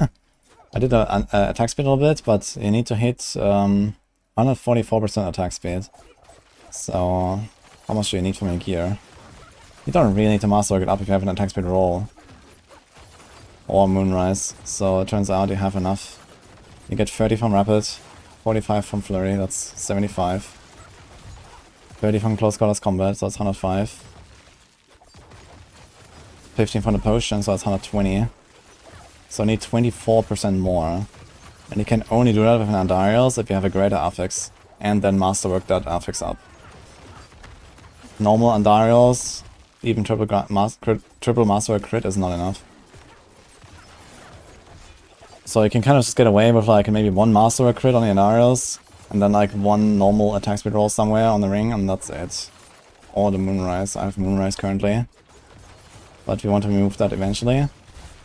We're gonna hit 60k life without a few life nodes on my tree. And 60k life is gonna be comfortable enough, I suppose.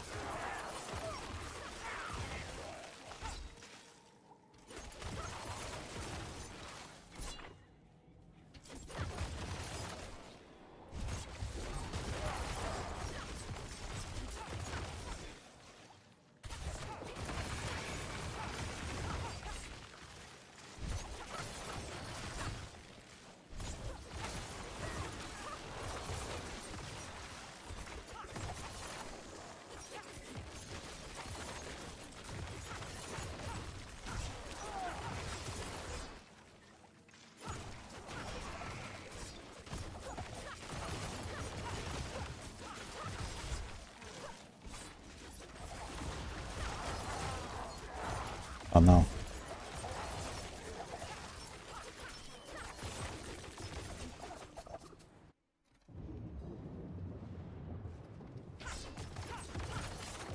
Did you see that master crits that land on a greater affix only increase the base value by 25 and not the actual GA value? Yes. You kinda learned that like almost 2 months ago. But yeah. Greater affixes do not change the value of masterworks. This is how it works.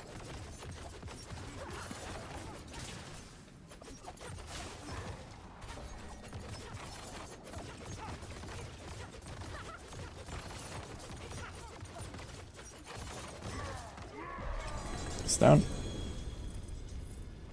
Dude, I love the new stone drop rate, man. Oh! Ah, wrong affix.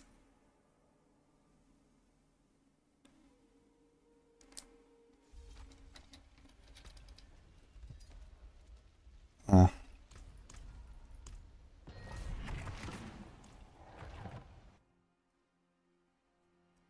That seems very dumb. I think that's excellent, actually, if you ask me. Because things will get really out of control with, like, you know, the RNG of getting the right greater affix and then also masterworking it up. This would be really ridiculous. Like, the item is already really powerful anyway. And, you know, like some affixes, if you would start masterworking them from the greater affix value as the baseline, and then you improve that, you know, like, this would be insane. I think greater affix, scaling off the base value, and then keeping the value of your masterworking unchanged is excellent. Because else, this would just be a nightmare, man. To actually get the stuff and, you know, get the greater affix first, and then also masterwork the right thing. Like, you would be so forced to masterwork that greater affix on your gear to really get the most value out of it. And the difference between, like, someone who has that greater affix versus not, it would be ridiculous. Like, I think that's a really good move, not a bad one.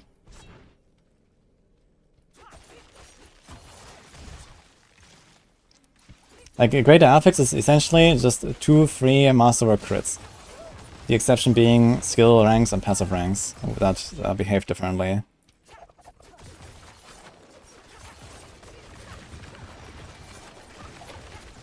Where a greater affix just gives you like +1, and that's it.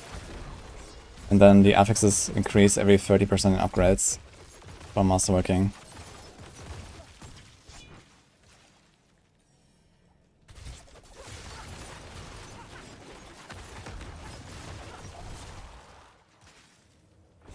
I do prefer concealment over smoke grenades, because I don't want to die on hardcore, like a pleb.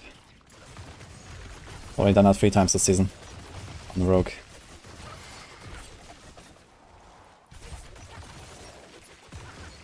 I do love smoke grenade, man. I would really like to play with smoke grenade, but I cannot right now.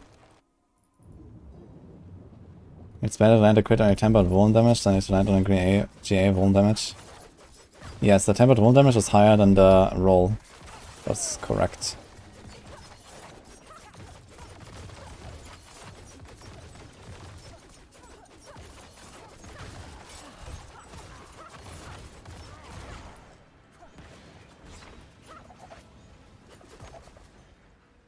He just dies on the dot. Stone. Let's go.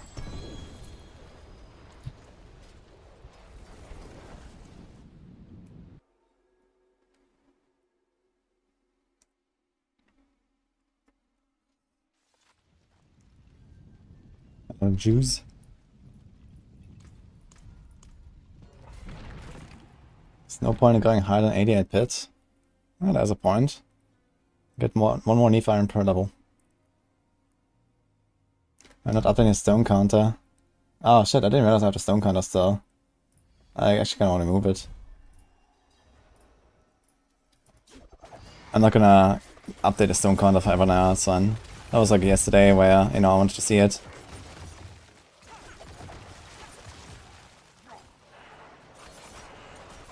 Okay, we didn't die, that's good.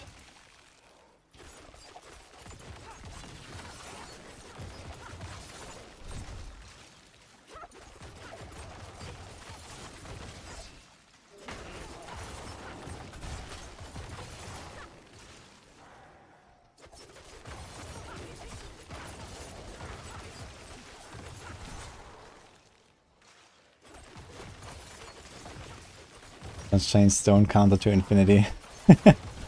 Well, it feels like it now. If you grind this not long enough, you're gonna get a lot of stones, man. It's gonna feel so good next season, actually. I'm really excited for that. Do like some nice pit session, like first 1-2 days, and then do some nice tormented boss session on season start.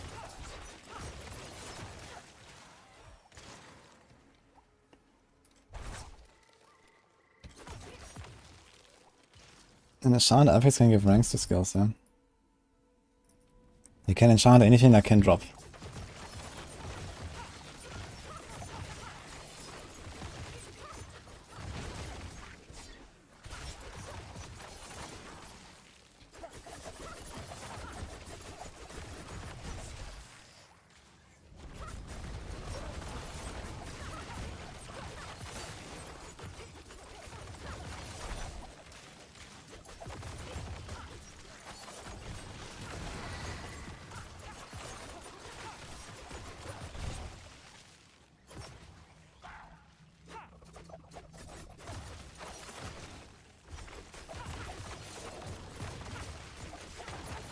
Yeah, it's really hard to roll like skills on items, because they have a low weight compared to other stuff like main stat and life and so on.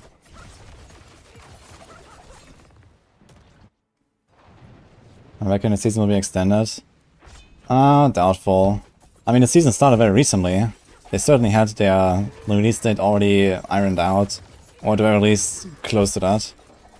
So I'm sure they were aware that the expansion is coming quite early when they made the season. And now the season says it's going to end on the 6th of August, which is in, well, the expected time frame, basically. I think what is going to happen is they're gonna make season 5 short and have no mid-season patch. I think a 2-month season is okay, you know? 2-month season is totally fine without a mid-season patch. So this is probably what they're gonna do. It would be kind of strange to not do another season. Do we come out of the End's Blessing? 8% close CR, I don't think so. I did do the wink, you missed it. You can go back 3 minutes.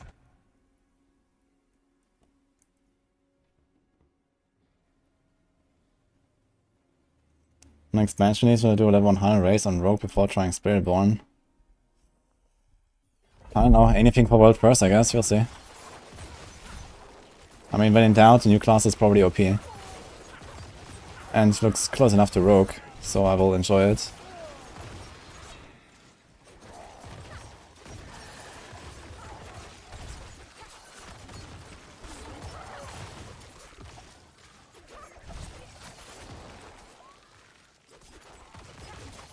The game punished me for having greater affix?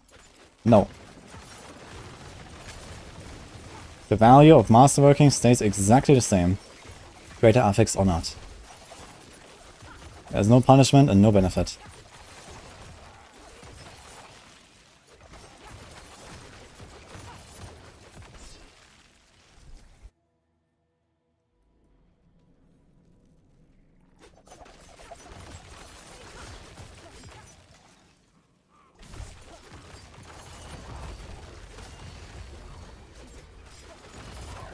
Ring of Starless Guys can be integrated in this build. That's a very funny suggestion. But I'd say hell no. I mean, technically, if you're a god gamer, you could do like a flurry every 2.9 seconds. And then this would be a pretty optimal rotation, and the Ring of Starless Guys even has like a hit on it, which is actually a nice stat. But you lose... I mean, under very optimal conditions, it could be a very slight damage upgrade. And it would be disastrous if you do a tiny mistake. So that's basically where we're at. On top of the fact that, well, very often you don't even want to use Flurry every 2.9 seconds because you're running through the map like in 80% of the time. Not actually flurrying.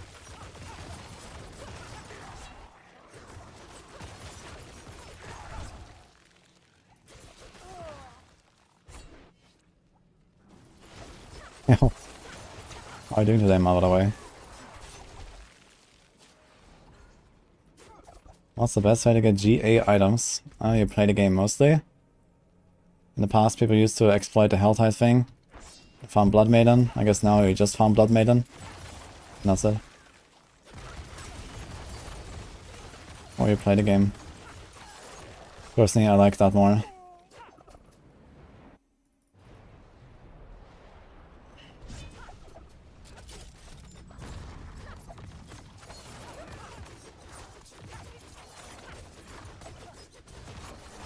The level 200 bosses have 5 times the drop rates for Uber-Nix. Well, 5 times the drop rates for everything. Also stick nuke. Dude, we can farm like hundreds. Once I have my gear set up properly. I can get close to hundreds at least. Maybe farm 95s or so.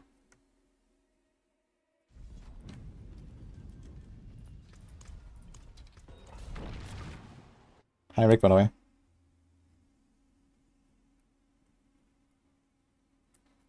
Why is Barb so fun? Well, you like simple smashing things while feeling completely overpowered, then that's just the way it is for Barbs.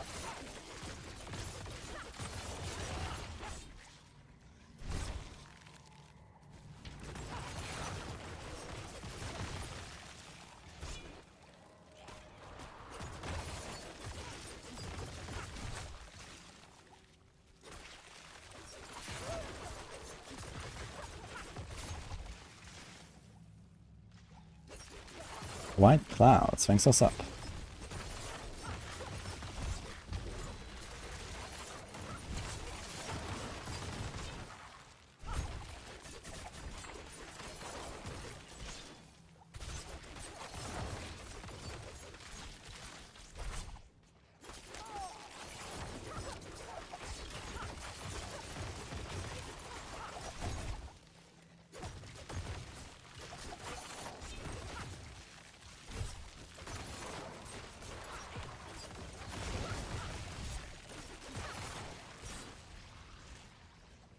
Hello, Brazil.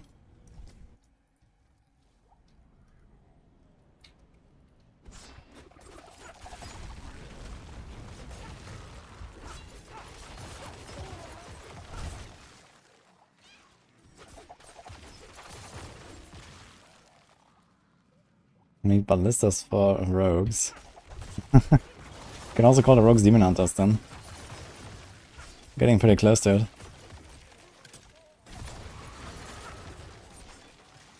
I wonder if we're gonna get a new melee skill for rogues. It has only 2 melee core skills. Third one would be nice. Or some, you know, device action. A ballista could be like a nice ultimate or something. put the turret and then the machine gun.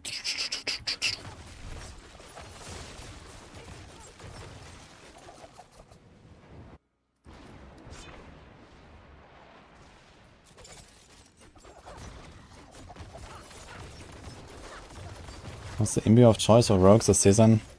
Ah, a bit of cold, a bit of shadow, a bit of poison.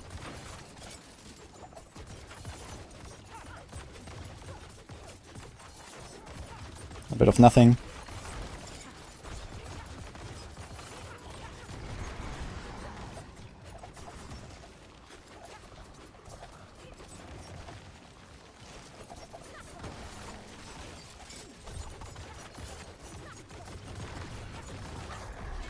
Need a new druid form. Actually, I think we don't need another druid form. Maybe later down the line, the second expansion or something. I think for now, like I had so much shifting on druid. It's fine if they don't make another form. I would like to see fire druid line of skills. That'll be nice. You know, bring back volcano or stuff like that. Armageddon, this kind of cool stuff.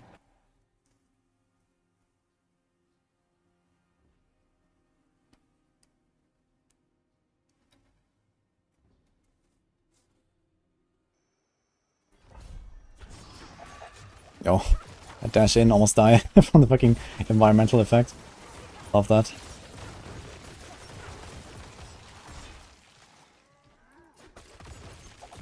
Druid mainly shifting over to Spiritborn. I mean, we don't know what kind of like new stuff, new items, new Paragon stuff and skills are coming to each of the classes. So maybe Druids are getting like some really pork shit.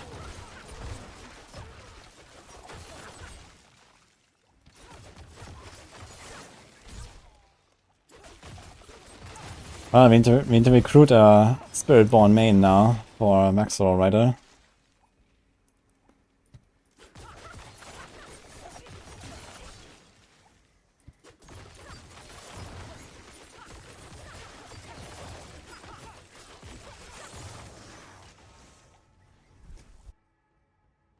It's that pork shit.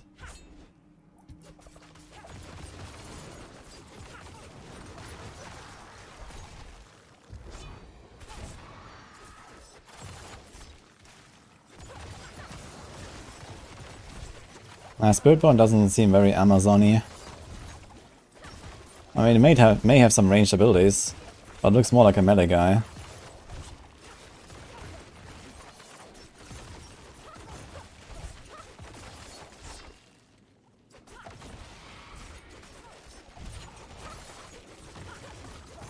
I love it when you dash in, and then Elite just says goodbye, teleports away.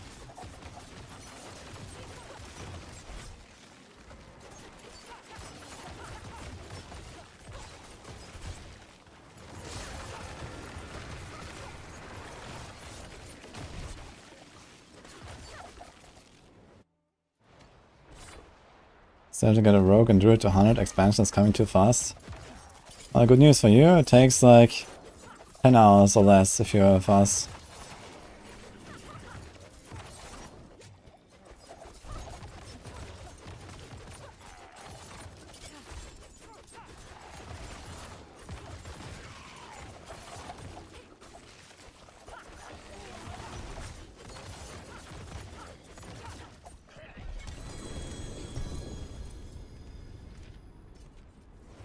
Oh, chest blades, I need that.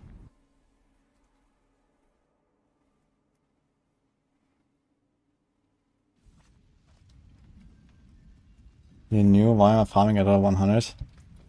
Well, because the game starts at a 100.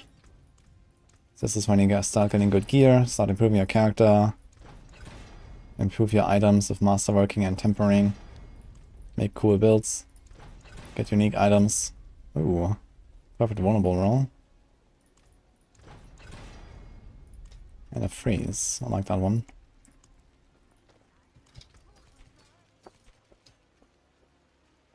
Dagger with crit damage, nope.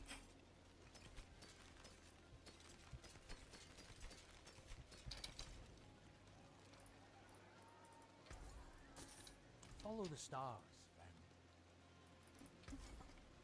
Well, hello. Shame that. What is politically incorrect about a witch doctor? There's something special.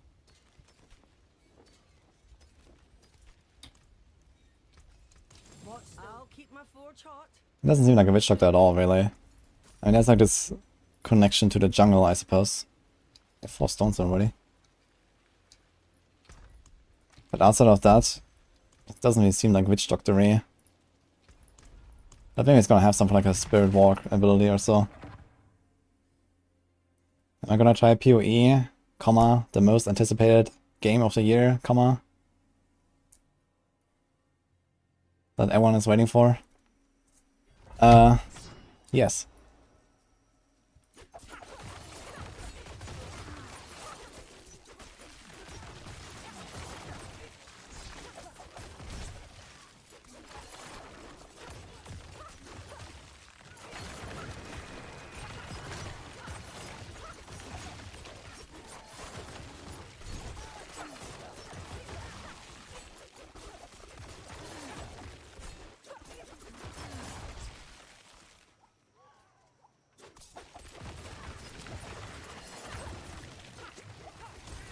Not much of a PoE one enjoyer these days anymore.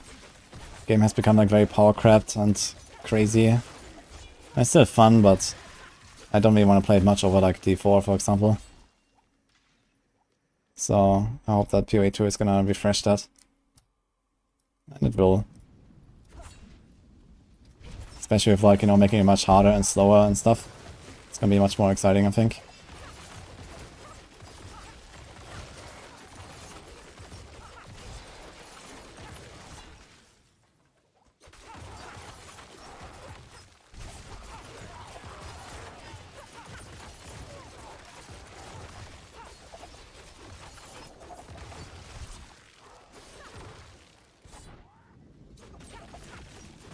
In PoE or the 3 has more power creep? That's a good question, actually. I mean, it's kind of hard to beat the power creep of D3, but I mean, PoE in recent leagues has gone pretty crazy, to be honest. But I don't have the exact details, the insights on that to really tell the difference. But I guess PoE is generally just still a harder game than D3 is.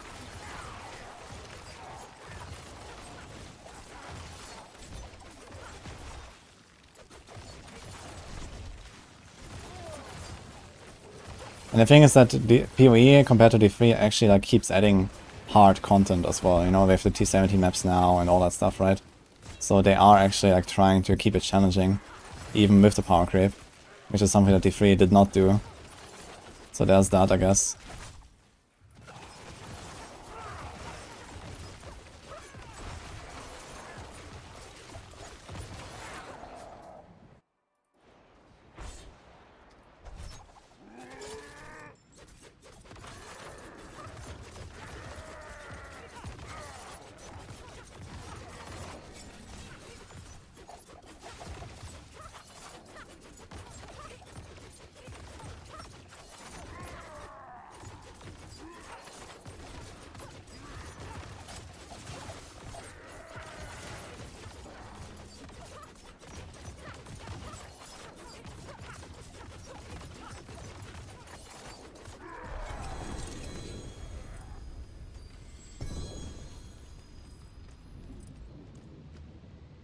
Don't know about that, Tarzan.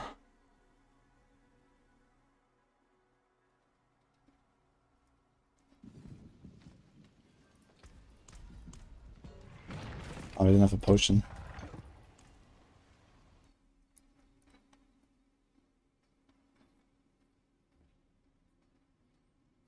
Before it's the same, you can one-shot everything in the game.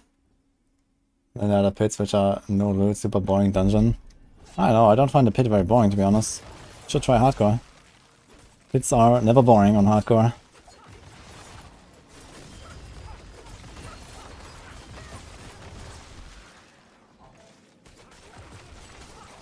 One shot is just around the corner.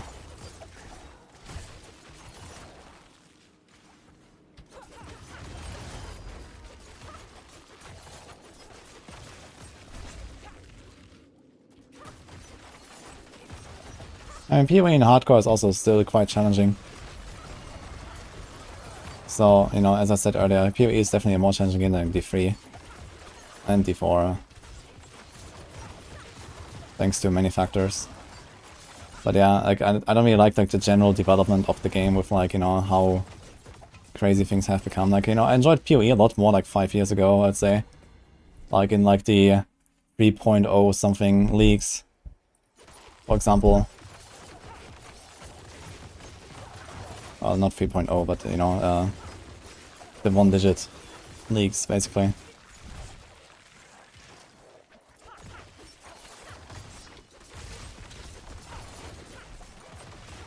I never like some bangers later on as well, because they're cool mechanics or something. Or like, you know, when they introduced Maven, I love that. Yeah, it's also been a while ago now. And like, you know, every league, I feel like stuff gets crazier.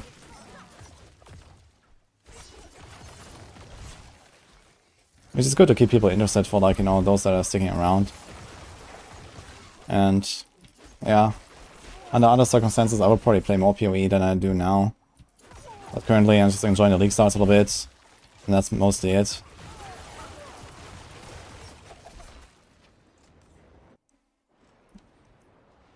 I just don't really want to dive more into PoE 1 that much. Just wait for PoE 2, and then we have, you know, some thousands of hours of work to do there. Definitely want to try to go for like races and world first and stuff in PoE 2. It's gonna be exciting. The competition is much larger there as well, which is gonna be interesting.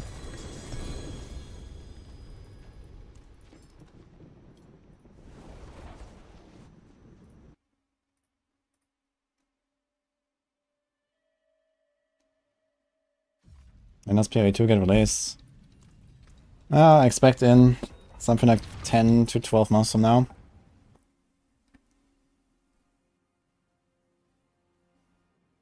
Oh, we have a world boss. Right now.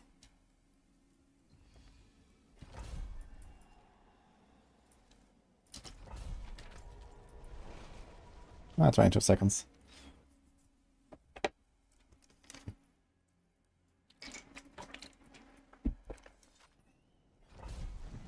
We got this. I got a tiger. No problem.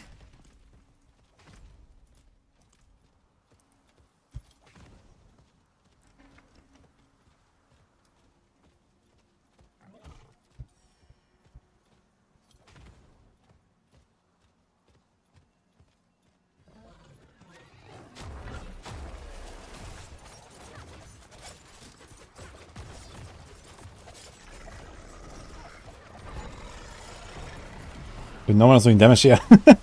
So, I guess, let's go.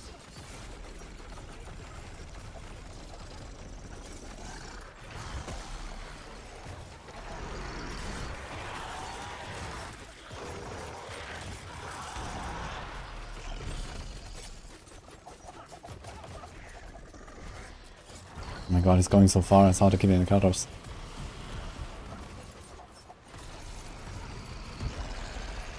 Oh, one guy's dead. Unlucky.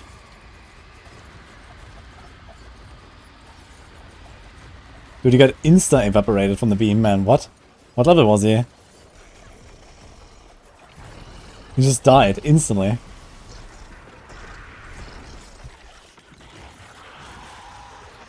You're almost staggering him. Oh, let's stagger him? How did we could stagger him? Come on. He's gonna instantly explode. He's like in exploit range. Caltrops. Bam. Okay.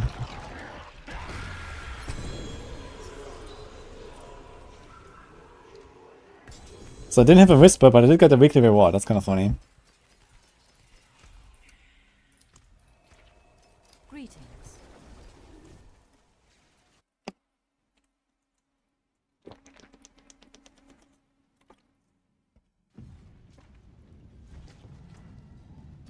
It was level 70.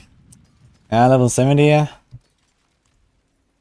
Yeah, you can't die to a Wandering Death. Wandering Death is definitely the most dangerous of the world bosses, I'd say.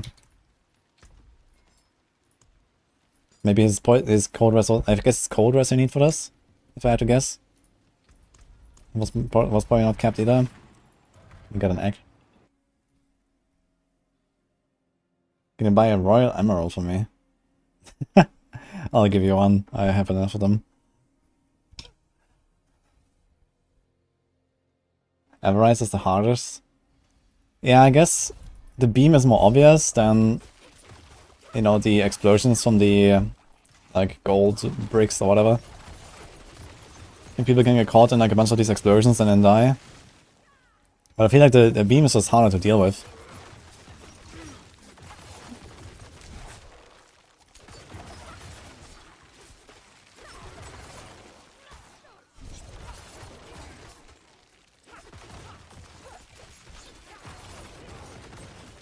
And Everise does a lot more physical damage than Wandering Death.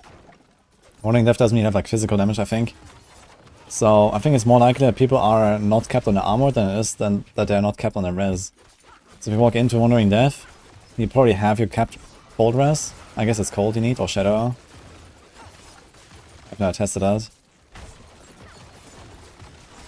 But yeah, I could imagine that a lot of people go into like World Tier 4, level 70 or level 80 and then don't have armor cap against a high level target. And then Everrise might blast them, yeah.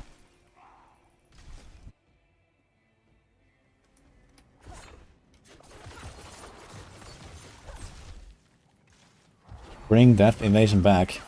How about... Hell no. Dude, I feel like hardcore has become so much more popular this season.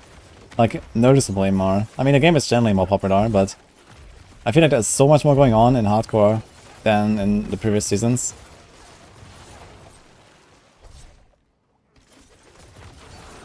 I think the guy who just asked for the Death Evasion is the guy who just ripped on the world boss, yeah. Must be. Well, unlucky. Go again.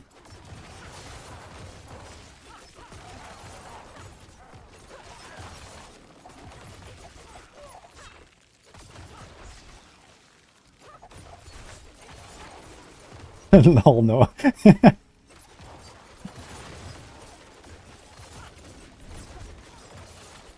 I'm having a blast on hardcore this season, man. It's so much more fun.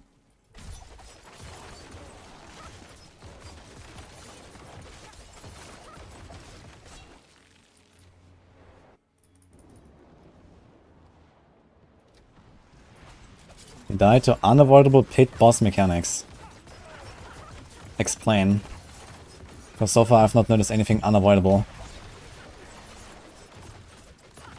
Hey, iced coffee. Thank you, man. What up? Yeah, we're just flying pit right now, enjoying our time.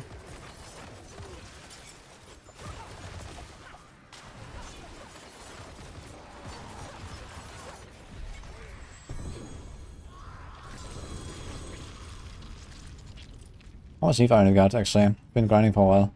1300. You can actually do 2 items.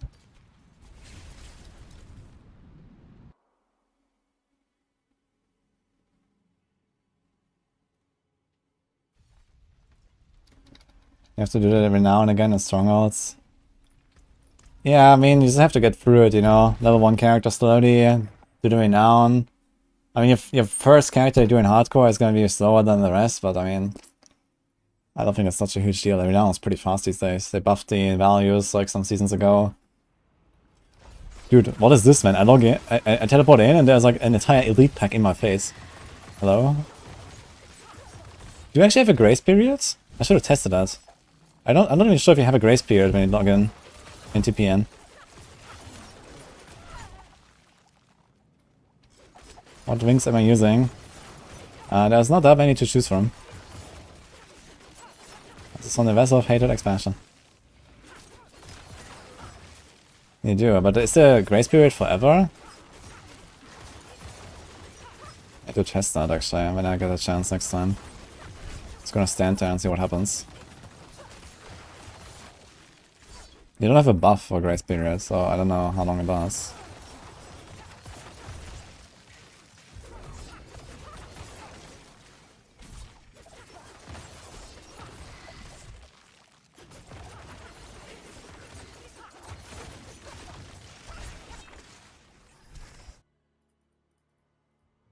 What's a build I would go for Rogue? I mean... Heartseeker is the meta, but this is close enough. And very fun too. I enjoy this more than Heartseeker, for sure.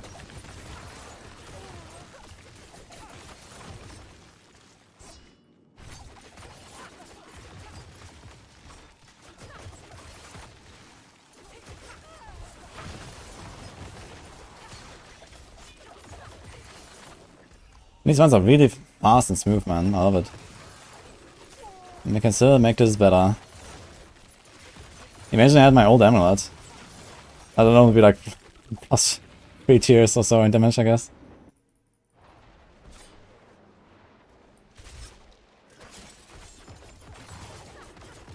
Oh, we got a raid from Memoriam. AKA Mem. Hello, Mem. Friends. Hope we had a good stream.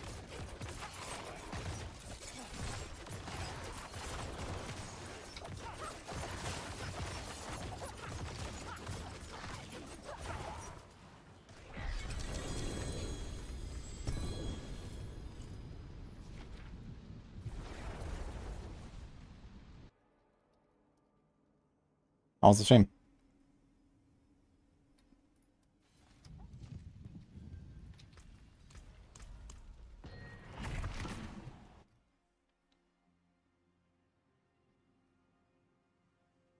Well, can you make this build work? 35 you can grab undies. I did that on this character, it was fine.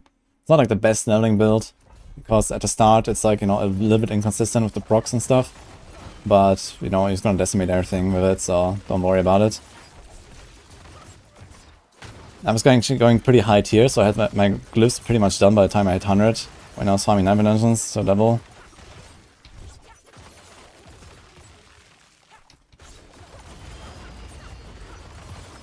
Barrage is still a faster leveling build if you care about that, but it was okay with Andarius.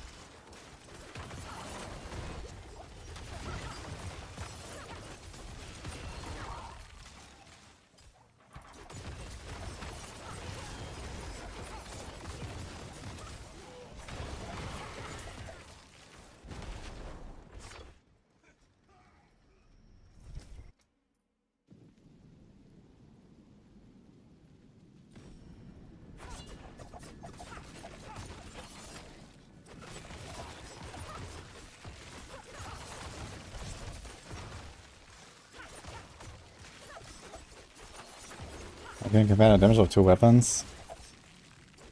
Oh, you have to do math.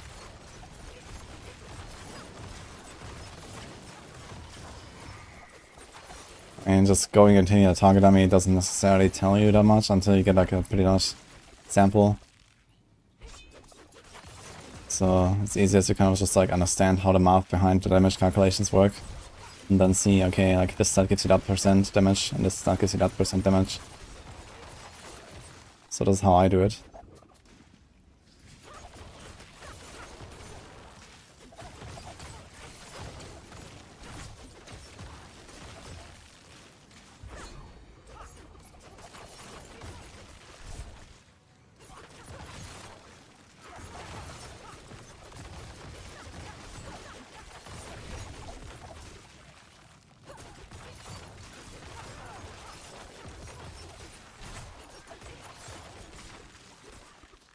Uh-oh.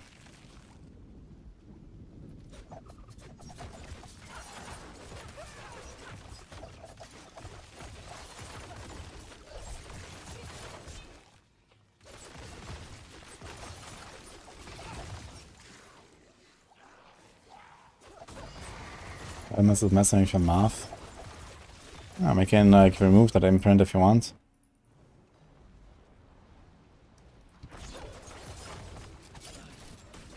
Or add it to the other.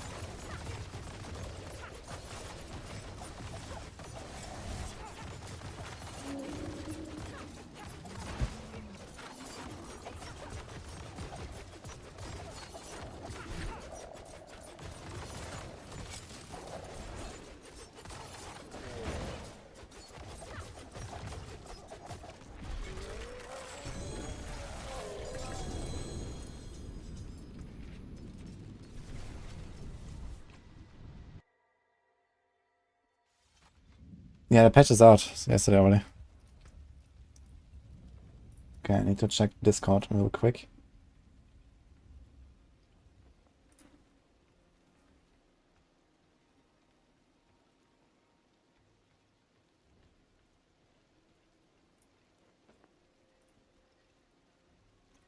Okay, we might do 4-man speedrun later, guys.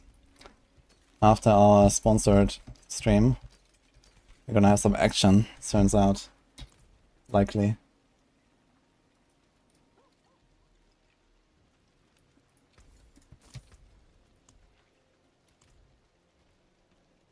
I did not watch the new Frosty video actually. Oh yeah, right, I think Barb posted it earlier, but I kind of forgot about it.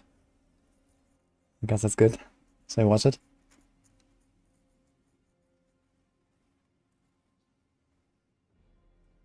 Yeah, Condas, Rax, Chronix, and me. And we did a 3-hour 52 1 to 100 like last week or something. Actually, I just uploaded it to YouTube, but it's not published yet. And well, it turns out we're gonna do another one, and I'm gonna be with Barb this time because my Barb died. Else I would have probably been another Sorc, but kinda like doing another class this time. I know I'll double swing well enough, so it should be fine. I think Rax is gonna go Sorc and Chronix, and then Connors and me, Barb. That's currently the strat.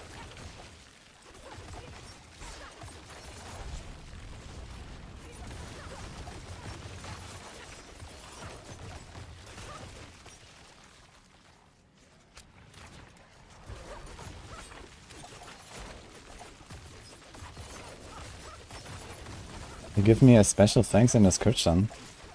Wait, what? Frosty? Uh-oh. I guess it means I'm featured somewhere.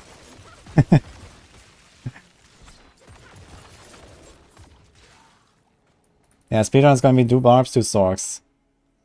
Like, we identified that the Necro is just kind of like too slow to keep up. And most of the time, just like in those split farm dungeons, doesn't really get there in time. So we go double Sorc, double Barb. And the Barbs are good enough at like, doing the events as well, so worst case you can do that anyway. And then you have just the Sorcs like, you know, teleporting around, clearing up.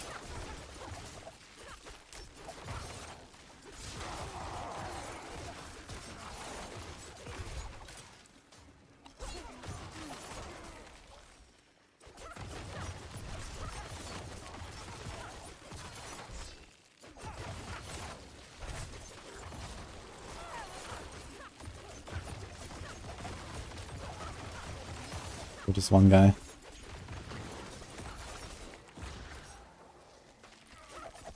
Druid where? Druid in a 4-man speedrun? I'm not sure. I mean, polarized Blood Boil strat is relatively good, but I don't think it's that good. Plus it will take a while for the Druids to actually get enough speed. I guess you can like shred and have move speed from Digitigate Gate. And the what is that thing called? The shifting passive. So I guess there are some options.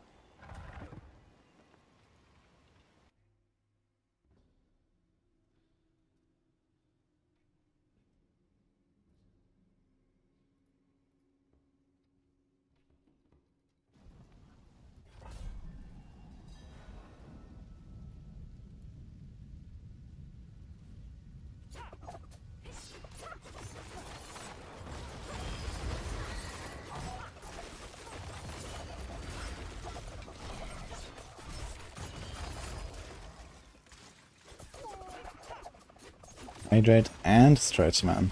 Asking a lot here at once. I can hydrate though. I actually have to. It's very warm these days here. It's like over 30 degrees for sure.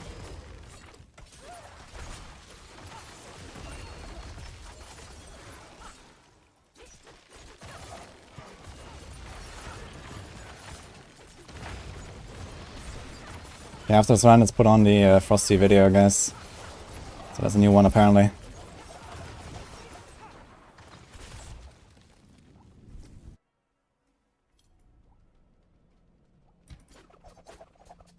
Doesn't Druid have the most amount of buffs? It's kind of interesting actually, because Druid was kind of like the #1 and #2 class for like basically every season until now. Despite buffs. It's just that they added like a lot of broken shit for other classes. You know, the bash stuff and, you know, they have firebolt stuff and, I don't know, blight, minions. So yeah, I mean, they have been receiving stuff, but not as crazy as other classes. And also just like with like how the game functions right now. With like this high end, like, you know, boss fights and all this is like something that Druid is not that great at. But they are fairly solid anyway, so.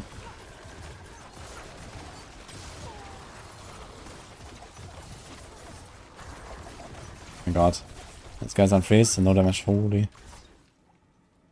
Hey, Walrus. You made the same face. Yeah, I mean.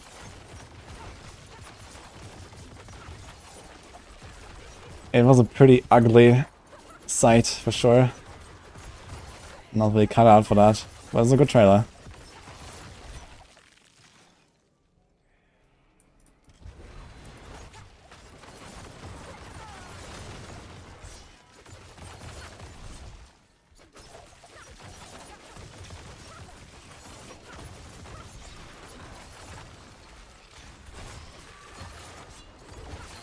Oh no.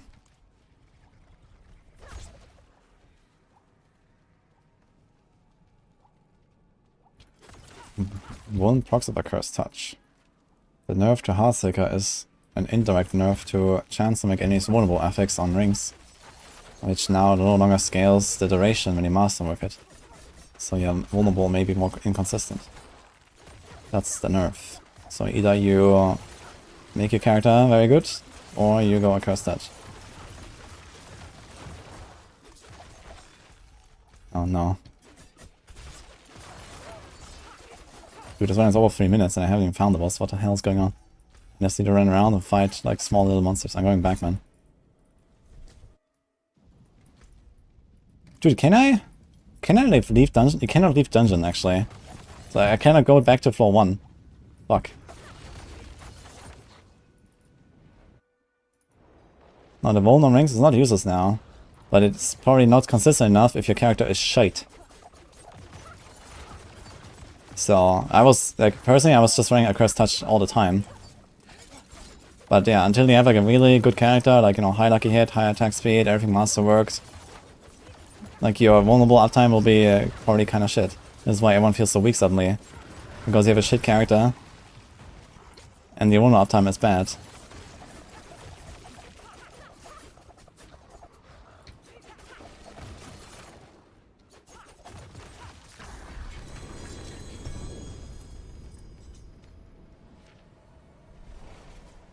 Okay, any Frosty and LaRue clips in chat? No, okay, let's find it.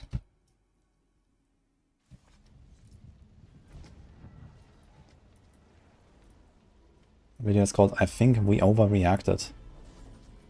Okay. Welcome back, you Diablo 4 superfans. Well guys, we freaking did it. It's been 1 full year since the release of this titan of a game, and what an amazing year it has been for Diablo 4. And what better to represent the year we have had in this glorious game than this recent anniversary event. Now, before I start to praise this masterpiece of an event, let's check in on one of Diablo 4's ultimate gigachads and see how he is enjoying it. I'm a bit disappointed with the current celebration here because there are some problems with the event that Blizzard is investigating. What? Problems? In my Diablo 4? That's completely unheard of. I am sure it's just something minor, like having to relog every time you want to regroup with a friend. Okay, Rob, what else do you have to say that is going to absolutely hype us up for this event? And we also have news that the current event for Gold and XP has been delayed for indefinite time. We don't know yet. Okay. Yeah, well, anyway, let's get back to what actually made it into this gargantuan 1-year anniversary event. So, we got the Goblin Packs. Yeah, I know, we all memed about double goblins, but no, Blizzard heard us and shut us up by launching packs of what seemed to not be 2, not 3, but 4 goblins.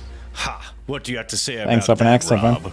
I was kind of expecting, you know, to get goblin packs and not just one goblin. Like they have multiple images here where there's multiple goblins. I don't know what happened with it, but like I only see one goblin at a time. And yeah, unfortunately, most of these treasure racks are 855. This is indeed a bug that the team is looking into. Like it doesn't even say, it says 855 and it's like 815. What the hell? It says up Blizzard, to 8 you sure know how to fully encompass exactly what it felt like to play Diablo 4 this year in one event so perfectly. And just to fully parallel our experience with Diablo 4, you came in and fixed a few of the problems. Look, I am happy it's fixed, but come on, this sort of thing, even making it to the live game, made me question who was even testing these things internally. Anyway, this is Diablo 4. It's not about loot or fun events.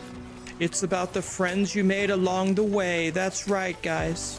You said it, Rax. And speaking of that, let's check in on everyone's favorite Diablo 4 best friends. You guys want to hear something funny? I think I'm going to do a speed run with DM. He wants to learn to speed run. We are now friends. I've hit the check mark. Okay, your name isn't Fussy Parts, is it? It's not Fussy Parts. It's actually DM, which makes a lot more sense when you think about it. Okay, gotcha. Found it. Don't you guys just hate it when you're wearing a poncho and it doesn't work? Isn't this a common everyday problem? Well, we have a solution. I'm getting absolutely blasted by an ad from one of my tabs, and I have no idea where it's coming from. Holy moly. That's good, because it instilled a little bit of fear into you before the run. That's a good thing. Well, speaking of ads, I would like to do a bit of self-promotion here for the first time. And I present you with... If you were a chick, who's the one guy you would sleep with? Adam Jackson. What? Did we just become best friends? Yeah. Friends who ride majestic, translucent steeds, shooting flaming arrows across the ridge of Himdale. What the fuck? Guys, Aaron Action RPG is here. Hell yeah. So, just to clarify, me and Aaron's first podcast will happen this Wednesday. More information on that at the end of this video and in the description. Now, let's check back on the 2 best Diablo 4 friends. So we're gonna go aside and then the thing and then Helltide. We ready? Okay, ready, set, go! So I did like a 2-man speedrun or what? It's not even acting. I actually rage when I'm doing the runs. If I make like a 2-second mistake, I'm actually so mad. Are you aware of that? No! No! Dude! Hello, No, see? God damn it, dude! 70? I hate you. Okay, Rax, I think we should all just take a little break and maybe watch my last video. But I swear, guys, we have to just end this here. We can't just keep going down this rabbit hole of reactions. It's getting out of hand. And this has to be the last one. All right, Rax, start us off. Is it going to start with, hey, all you Diablo 4 superfans? All right, let's go. Welcome back, you Diablo 4 superfans. We are now a few weeks into Season 4. Let's listen in to the sounds of unbridled joy from those experiencing Season 4 firsthand. Wow. Wow. Wow. Oh. Wow. Damn, hearing all that enthusiasm really makes me want to get back to playing my rapid fire rogue. But before I go, I did receive some feedback that my last few videos may have caused some distress in the Diablo 4 community. And that fucking scares me. What the hell? Am I missing my What my the- lover, Mr. DM? I was heartbroken to find out that he didn't actually say those things, and it was just some That's editing not that made it true. look I like said it. all of those. I had bought my flight to Alaska, and then find out it was just a trick of editing from that duplicitous Frosty LaRue, the greatest villain of the D4. It's not true, Riker. I do love you. Gaslighting us all. I really just can't help myself. Anyway, insert story connection here, leading to montage of all the reactions to my last video. Smartest people on the internet. I swear to and God, have the first them clip tell is you me. About this magnificent I swear to season. fucking God. Season fuck. Suck dick. Like, it was actually a dick-sucking season. This season, it seems better. The only thing sucking more dick than season 1 was people acting like it wasn't sucking dick during season 1. Those were the true dick suckers. What's the season gimmick? The gimmick of the season is that the game's supposed to be good now? I think season 4 is going to be the most enjoyable Diablo experience. How many DMs do we have on the screen right now? Wait, hold on, let me not cover the second DM. We now have 3 DMs on the screen. See, I'm purposely trying not to give Frosty too much to work with, so I'm just going to watch the video with no reaction this time. He's getting too much content out of the reaction, so I'm not allowing it. It's going to be the most enjoyable Diablo experience we've ever had. Many people have said that the game is saved. It's finally good again. It's supposed to be good now. This was their last final chance. Blizzard started listening. You thought it wasn't going to happen. No, it will. I think every player from Diablo 1, 2, and 3 is going to go to forums and flood them as quickly as they can. Dude, anytime it's like one more DM here. How many people you think are taking this seriously right here to watch this? How many people you think are taking what he's saying right now seriously? Frosty video was like, man, this guy's on an insane amount of copium. And that this is the best iteration of Diablo made. And you have to keep this in mind, guys. This is Blizzard's last chance for Diablo 4, okay? Okay, look, I know this has got memed into the ground. There's Rob, 2 Asmins, and the DM on the screen right now. I know this has been memed into the ground, but it was the last chance. What do you want me to say? I know the video title was, this is, you know, Diablo 4's last chance or whatever. It only took them like their, like 7th last chance in order to get it right. Like literally, I think it only took 7 of them, guys. That's a big W for Blizzard. They usually fail for like expansions in a row. I know, I get it, I'm getting memed on. It was the last chance. It absolutely was the last. To be fair, I'm with DM here. Last chance. That's what I believe that fully myself. Okay. How many are they gonna have? People are going to say that they don't know why they love games like World of Warcraft or RuneScape. I think they're going to be quitting all of those games. And this is actually true, by the way. If you look up the current Steam player base, every single game, the chart shows 0. This is actually true, by the way. He is a massive genius, and if you look up what he's saying, you'll find out he's correct. All right, back to it. Because everyone is playing Diablo 4. And this is going to be the new golden standard for gaming. This is their 4th. What is Darth? What is he watering? What's he doing with the is he making a drink? It's going to be the new golden standard for gaming. What do you mean watering, bro? It's G Fuel. Using code DARTH for 20% off. Get your favorite flavors like Dude, free advertisement in Frosty's video. Or Easy clap. Sage Mode for 20% off with code DARTH. Or Kamehameha Blue Ice for 20% off with code DARTH. Dude, he's stacking them. What the fuck? Why can't that make it into the supercut? All right, 1% of all sales, Frosty. I'm gonna cut you in. All right, let's add that one into the video. That way, when by time Asmin reacts to it, and then Rob reacts to it, and then Riker reacts to it, and then Rax reacts to it, and then Woody reacts to it, and then I re-react to it, maybe we'll actually sell a can. Damn, that is a good deal. Anyway. Dude, he's gonna make so many sales now. Let's check in on the 2 best Diablo 4 friends. We can try, that was a good one. Try again. If Ready? Okay, 3, 2, 1, go. go. Yep. What the fuck just happened? Dedge. Bro, I actually don't know what. Dude, I love these clips of DM dying. That's surrounded, but fuck this game, bro. What? Did you see the one at Blood Maiden when he was on voice with me? Well, that didn't last long. Now, back to the reactions. I like Druid. I like the lightning. I like the tornadoes. I like the werewolf. What a mistake. Who the fuck is playing Druid?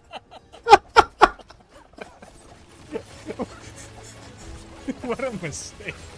That's a good comment, man. This guy's just torturing himself, man, DM. Druid, dude? It's the season of the Necromancer and Barbarians. This guy's playing Druid. What? 17 damage. Why would you do that? Shut the fuck up. What do you mean who's playing Druid? I'm playing Druid. All the Giga Chads are playing Druid. It's not my fault you want to play the most OP class you can. I absolutely agree with DM again. Dude, I never realized that he could be so agreeable. It's crazy. Usually has some weird takes, in my opinion. But in this video, he's absolutely on spot on everything. Literally AFK and still beat the game. They're just so stupid. The best leveling build for Druid by far is the go stand next to a Necro in Helltide build. My golem is better than most druids. Okay, okay. Yeah, it's great, right? I like how she poops out Hellborn. I like snacks, but I don't have to do anything other than put it in my mouth. Oh my god, what did he just say? What did he just say? You were very kind, Frosty, to cut that with a few more seconds at the start. Because if you had cut that a couple seconds after, where he's just saying, don't give him ideas, right? Tomb Lord is one of the best boss designs in all of gaming. I love that this build is so fucking broken that picking up the conduit pylon actually slowed me down. I love that thing here. Like you know that you have a good build, guys. When you take conduit and it actually feels like a nerve. God, Rob's hair is always so perfect that you can't even tell. Hold on, if you look at this, look. Maybe it's AI hair. It's like every hair is in the exact same place on 2 different days. This man is like the Ubermensch. I love oatmeal. What the fuck is your problem with oatmeal? I like that it's just... What? Oatmeal is goat meal. Wait, oatmeal? Oatmeal. Wait, did I just hear oatmeal? Actually slowed me down. I love oatmeal. What the fuck is your problem with oatmeal? True, actually. True. Yeah, I like oatmeal. True. It's too good. Yeah, true, dude. So Rob's getting in an argument randomly on stream. So this is an hour before the season launch, and he's talking about oatmeal. I own a motorcycle. Oh yeah, new season. I own a new motorcycle today. I just bought a new motorcycle yesterday. I own now another one. I added another one in the garage. Don't count how many tires are there. I have a problem. Motorcycles. I have a problem. I brought this home, and the first question that was asked was, where the fuck is it gonna fit? DM, you said it, man. You got... Where the fuck is it gonna fit? You're on stream. There are words in specific orders that you cannot say. That wasn't Frosty. Alright. Bro, why are you putting that clip in there? That's the beginning of like a 20-minute rant about the game. That in that context, it doesn't make any sense. It doesn't make any sense at all. Me just saying I almost. Why didn't you put the rest of the rant in there? My cat's name's God, Mittens. yes, I'm serious. I like Train's energy, bro. I own a motorcycle. I own 2 of them. One of them doesn't work, but one of them does. So it's a 50% win ratio. That's pretty good for me. I actually very much want to buy another motorcycle. Oh, yeah, new season's awesome. It's worse now. You, Frosty, I did, and it's right there. This happened. Frosty, It wasn't. favor. See, there's reason. There was an explanation to this. So thank you for the context. I feel justified. I like how he continues to zoom in to show, like, damn, there's no fucking context to which this makes sense. God damn it. Dude, is that a paper towel roller by your bed? How do I get one of those? It was like the first video where this is like featured. It's part of the life. Dude, that's the most ingenious thing I've ever seen. We're pretty creative over here. Toilet paper in the back. Alright, cool. Wait, the pub works. I do not have a paper towel roll on my wall. No. Look, there's nothing there. I need one of those for me, if I'm being honest. What is the slander? You changed it, DM. You changed it specifically What for the the hell? video. I can't even blame it on kids I don't Make me have. flirt with Riker or something, just like Riker and Rax had that back and forth. He's probably in the editor, furiously sweating away while also trying to get the AI to make a song about me. DM, why would you use the words furiously sweating? Why would you say those words? You know he's gonna cut them now. And Riker is someone who's like always very precise. I think Riker probably has like the perfect script for like every single video that he makes. I think he's like very, minuscule with the details. He is like very precise in like what he says. And he pays special attention to these kind of things. And he's like, you can't say that. He's sweating! He probably has like a blacklist of like 1,000 different lines. Guys, if you watched either of my last 2 videos, I think you know what section I skipped there. But after seeing Rax's reaction, I feel it's best if I don't make him watch DM and Riker's back and forth for a 3rd time. So thanks to Frosty, there, Rax, about every 15 minutes someone comes into the channel and asks if I love Riker. pretty sure that's never going to end. I'm so glad that your guys' romance has completely overshadowed mine and his. Like, mine and his was gone in a day. That's true. You had to deal with the same thing.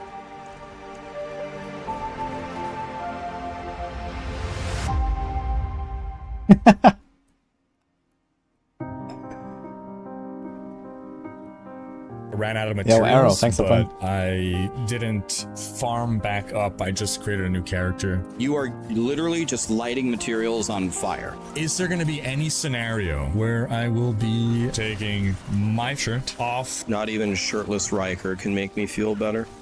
Damn, really? What if I show you my two-hander? You know the one I'm talking about. Bigger always equals better. I'm gonna call the dildo police to come slap you. And it's gonna be a big spiky one. So let's just start slapping that everywhere. It's over. So I am a little saddened, but I understand. Goodbye. Goodbye.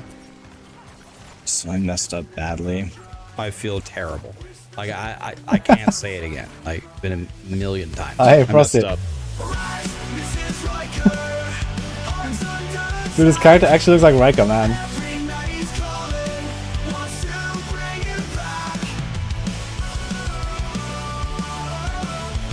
Oh my god. Now that's a sad story. Anyway, here's Aaron on more information on the podcast. New Town Portal podcast kicking off 6/12, which is Wednesday at 4:30 p.m. PT. Huge shout out to EHG and Mike for coming as our first guest on this new Oh shit, that's Frosty. podcast. Yeah.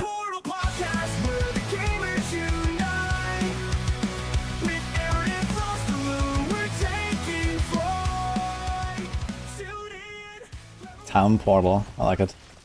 By the way, you just gave about 3 videos worth of content for Frosty. Oh yeah. Fuck. God damn it. You gotta be careful, bud. Doesn't he have a job? Isn't he a professional video editor? Yeah.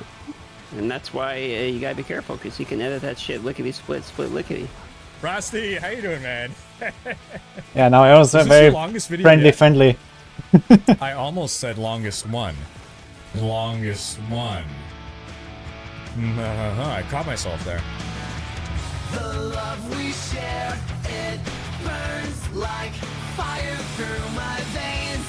If I could, you would be the only one. There's so many people. TM loves Riker. Kind of a banger. It's a banger. It's always been this way. I was like, what song is this? I've heard it before. It's a good song. Holding you tight every single day.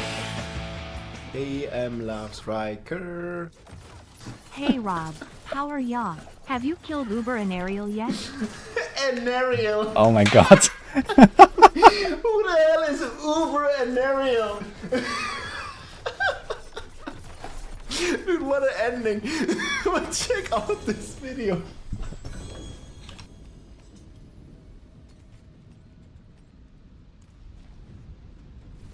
Holy. Wait, is it over? Ah, that's the end. Okay. Well. Okay, that was Frosty's new video, guys. Go check it out, give him a sub. Good one. And he just subbed to us here on Twitch. Thank you, Frosty. Appreciate that very much.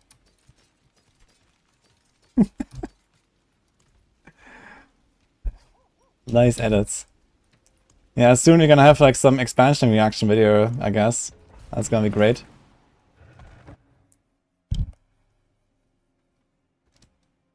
Are getting Frosty's face revealed? It was already revealed. It was in the video. There was a screenshot of the podcast with Frosty's face. So I wonder now if his voice is actually as Giga Chat in real life as in the video, if he's using anything. So you definitely have to tune in for that podcast at some point. Actually, I'm still opening 75, so I should be going higher again. I was doing lower because I was, you know, barely looking at the screen. So I was just kind of like brain AFK farming on 75s. Oh, Frosty streamed on Twitch? With cam? Hoggers. I didn't know there was a face reveal already.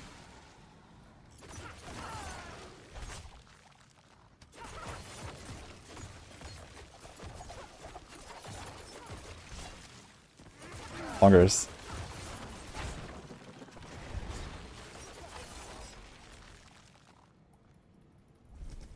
Invite Frosty to Discord. Oh, we could. If we want to hang out a little bit, why not? The man, the myth.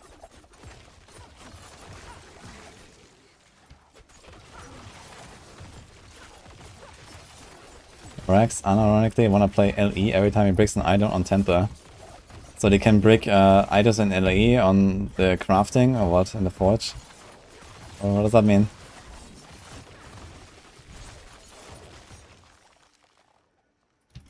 You're at work. Okay. Dude, he came into my stream to sub while at work.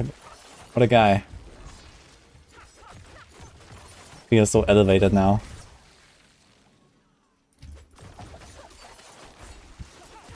Interrupting his busy schedule.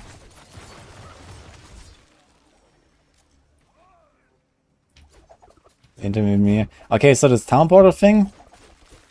So it's like an interview podcast or what? Like you invite like a guest together or something like that, or like what is that exactly gonna be? I mean, sure, I'm up for that. FM hide. Thank you for the prime.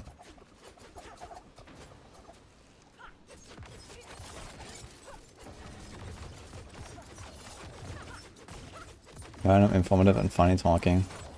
Okay, that sounds fun. Why not?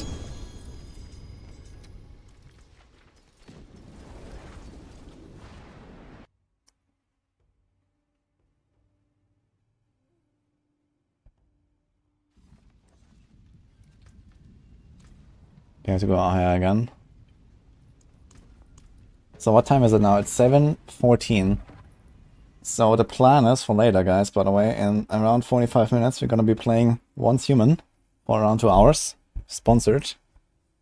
Looks like a really fun game, if you have not heard of it. It's like a post-apocalyptic survival game that's coming out next month. You can play a free demo. The command is there on Twitch. And then we're gonna do the 4-man speedrun. So until then we're gonna keep grinding. 45 more minutes, and then 4-man record attempt with Rax and Chronics and Contest again.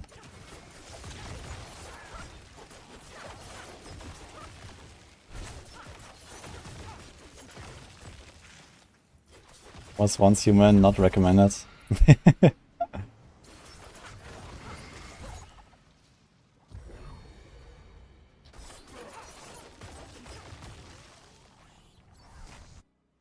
It's called Once Human. There's a command. Check it out. Free demo on Steam. So I'm going to be playing the demo just like anyone else who can like download it right now.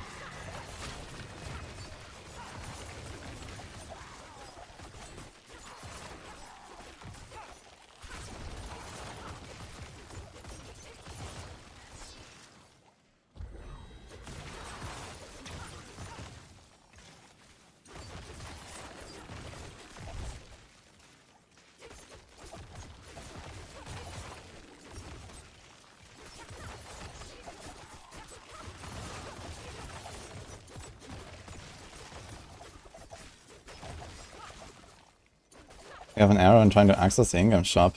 I have no problems with it so far.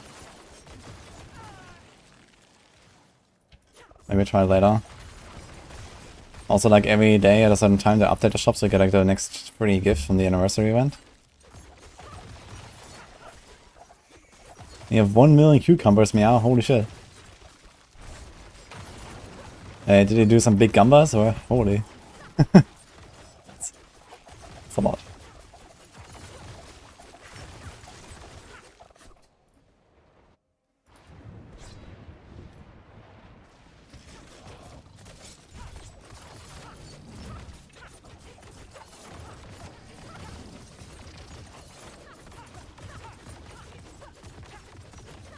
Yeah, we got racing today, most likely.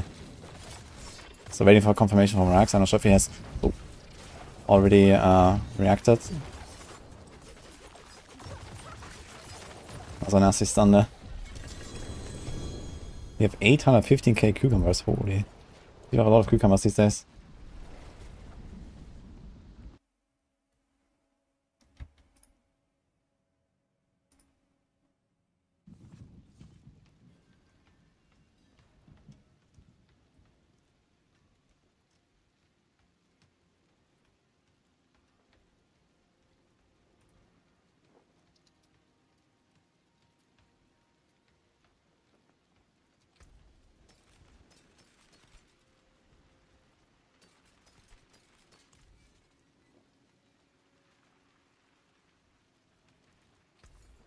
equitable transaction.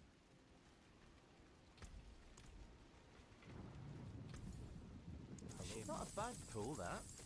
Hello, shining beauty. All finished, are you? See some steel you need?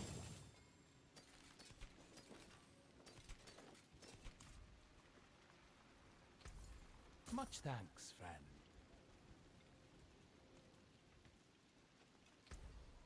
Yeah, 25k recently found me. People are getting way too many cucumbers. I need to find a way for people to spend their cucumbers. Stay hydrated. Need to get some more actually. The new LE cycle is out soon. Mike from LE will be on talking a bit, answering some fun, informative, and stupid questions. That sounds fun, actually. Mike is a nice guy from EHG, one of the last Epoch devs.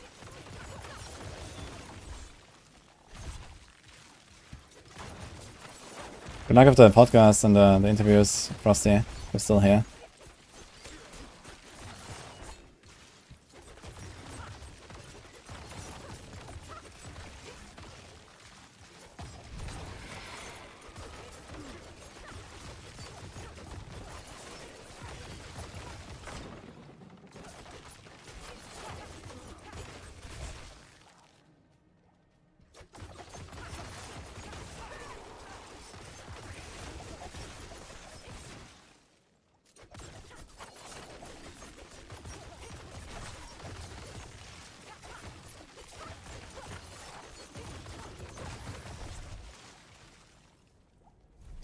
Druid got buffed. Yeah, I mean, that's mostly a bug, but the pet they get counts for Shepherd's aspect. So Druids are just stronger now, at least anything that's not Vinci, basically. Because they have an extra pet for Shepherds. It's kind of funny.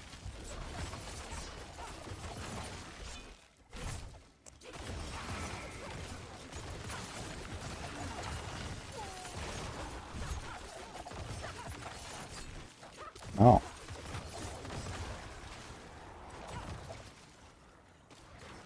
Sad face. Thanks, Varus. Appreciate it, donor. I mean, I take both, it's fine.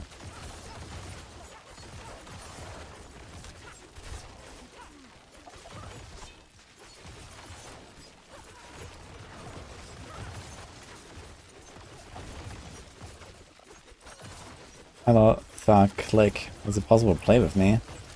Usually I play solo, but I do like party boss rotations, for example. Sometimes. Although, I mean, this season I've already farmed like most of my uniques and Ubers and stuff that I need. Yeah, at some point this week I'm gonna make a Barb. Well, we're gonna make a bump later today, most likely, for the speedrun. And then we're gonna do some big boss killing action with Flay. And do some big tornado boss rotations, so in that case you could join.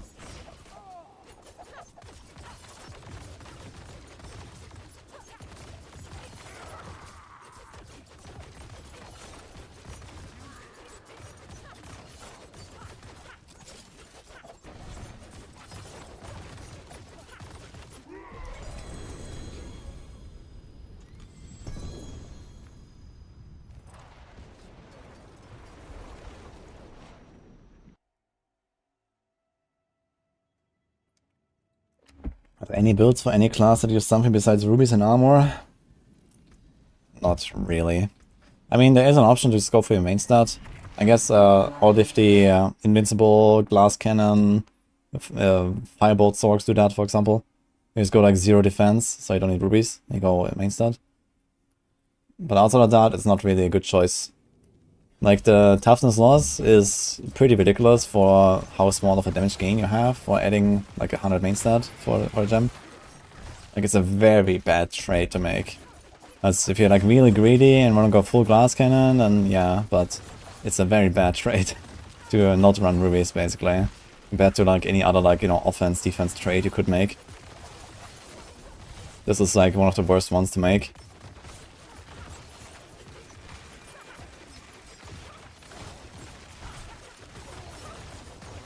At least for like more like endgame characters, I guess. I think like earlier, like when you have like kind of shit gear and you have like, you know, 1000 main stat, let's say you play like a Druid, and it's like a unique one or two and stuff like that in your build, like a Tempest Roar that doesn't have willpower and you have nothing masterworked, and you're actually running around with like 1000 willpower, then actually adding like 100 or 200 is kind of noticeable damage increase. But for like proper endgame builds, usually you get more to the, like closer to the range of like 1800 to 2000 main stat. And at that point, adding like main stat gems is like a pretty awful choice. And like Barbs have even more than that. Like Barbs easily go over 2000 strength, for example. Like you would never dream about running a strength gem on a Barb, for example.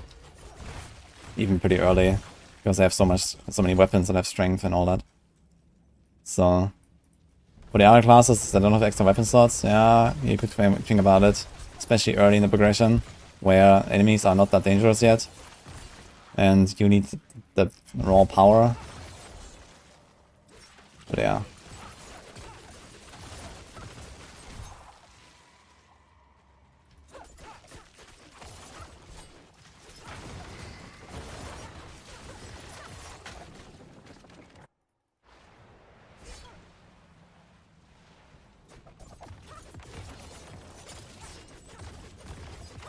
Running out of rare crystals. Ah, they're very easy to get. Just go Helltide and salvage everything you get. Easy. Get all of rare crystals from just salvaging for... Like if you do like 1 or 2 hours of Helltide and salvage everything, you have thousands of crystals. You don't really run out if you don't want to. As long as you don't sell items to the vendor all the time. Like I have run out of rare crystals this season, but because I was just selling items so much. But they also come back really fast if you want, so...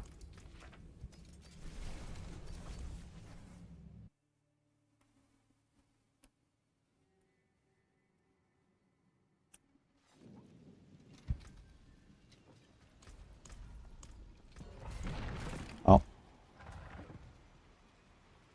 How come there's no Diablo in Diablo game? Well, you gotta be patient, I guess.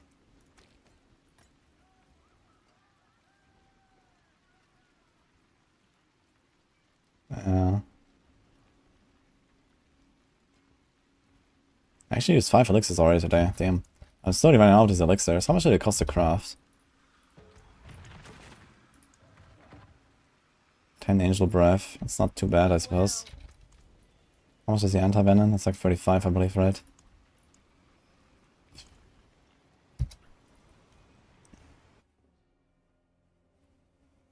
What do I think of the Wink? It's a poor art concept for Diablo 4. I mean, for now I kind of enjoyed it because they go with the color theme of my character and stuff. But I mean, it's kind of like expected that they would do wings. A lot of people are also directly asking for it on top of it, so it's optional, I guess. But yeah, it does take away from like this, like, you know, dark art style they had for the starting year, I guess. So I guess like there's like a clear break now between year 1 and year 2.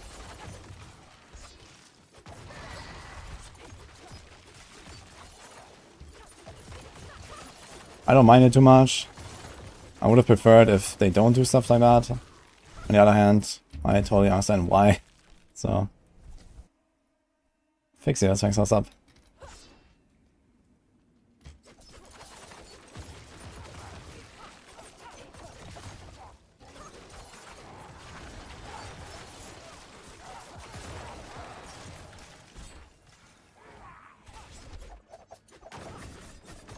I realize too much darkness is not really inviting.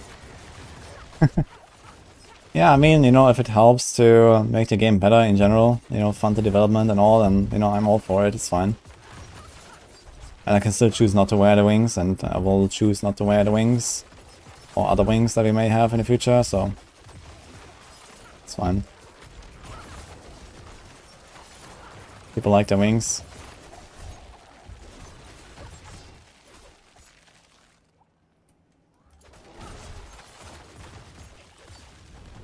I like having a protection shrine for a Moon Clan map.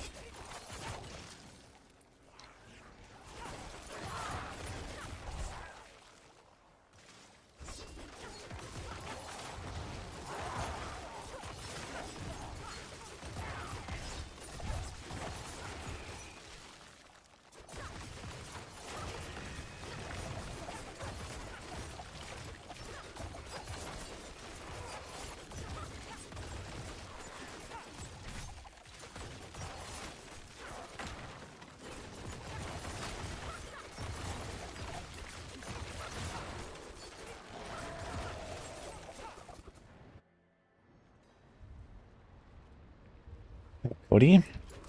I'm just passing right now. I'm gonna need iron.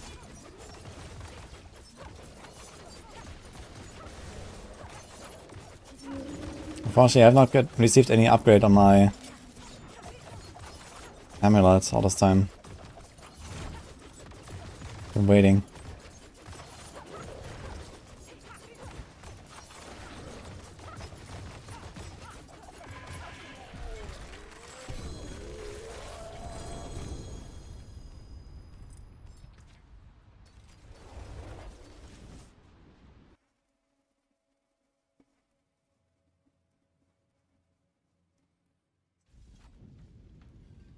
People are pissed the wings on pre-order original default were remote only. These are an attempt to placate. Yeah, I think like adding wings right from the start of the game would have been too much. So they were kind of like, okay, we want to give them something, so they made like this emote, which kind of looks cool or something. Yeah, I get that, and I kind of like that they stuck to their art vision, at least until now. In the 4 days hardcore now for the server first started on level 50. One health at world tier 3. Yeah, you don't go to world tier 3 and then spawn a maid, and that's a rookie mistake for hardcore. So at least you learned one thing.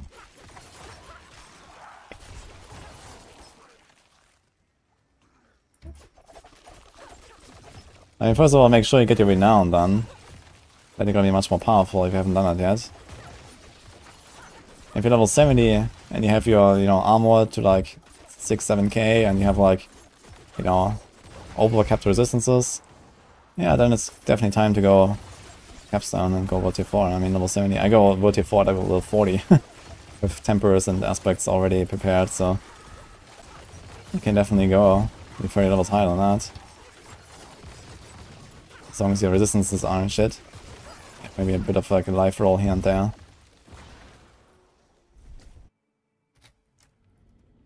How does the emote of wings look with the wings equipped? That's a good question, actually. I'm not sure if I have the emote, I can check. I think I have it though, right? It was like part of the Ultimate Edition. So I should have the emote. I've never used it, I think.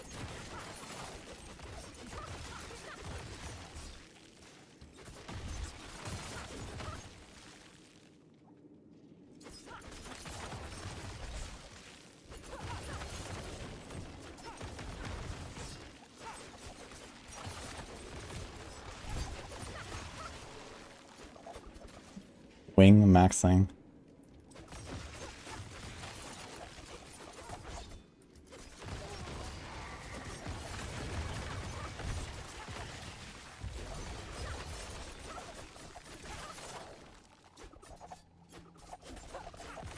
Why my kitty stuck behind $80?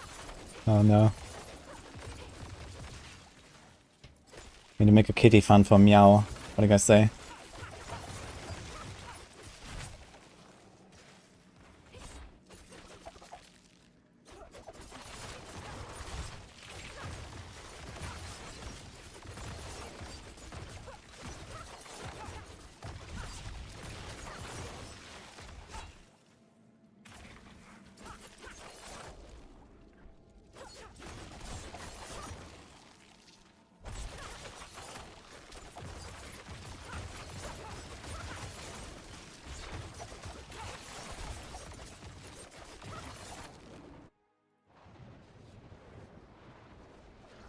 I'm running cat and not dog.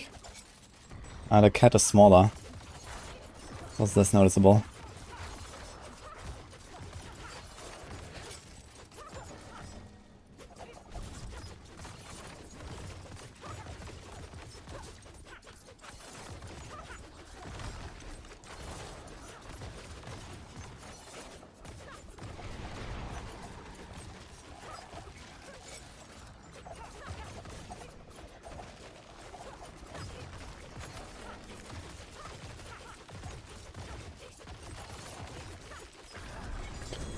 Just wolves getting stunned there. That's kind of hilarious.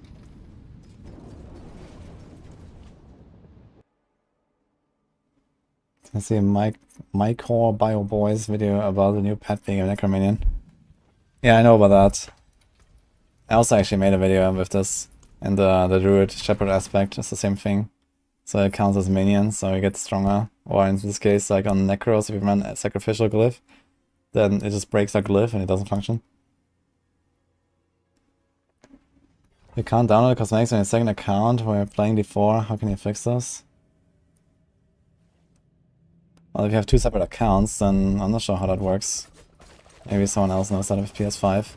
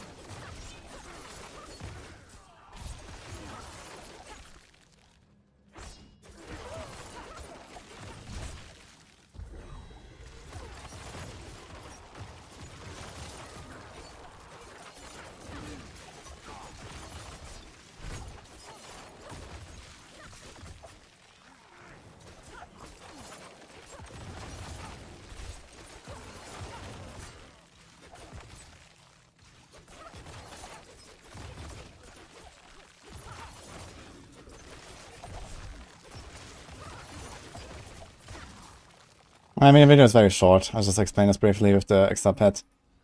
For people that were unaware of this or something. Just like some funny little detail that surfaced with the patch.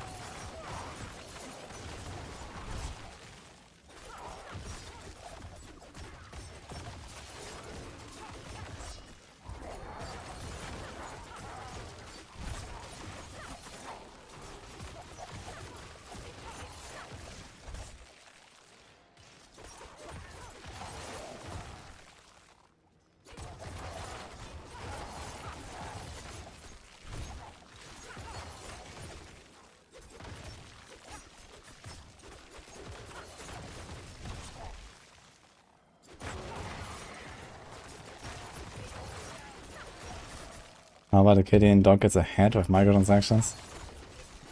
I'm pretty sure they're gonna make some pretty wild, you know, microtransactions at some point.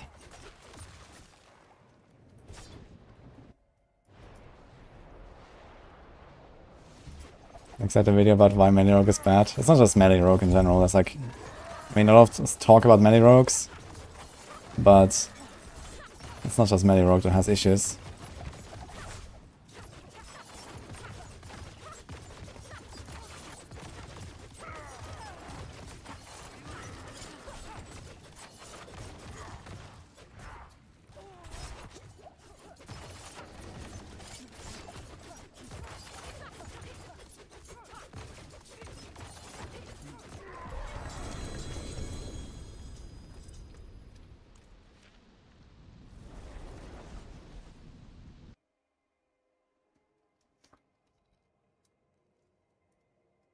I need to check something real quick.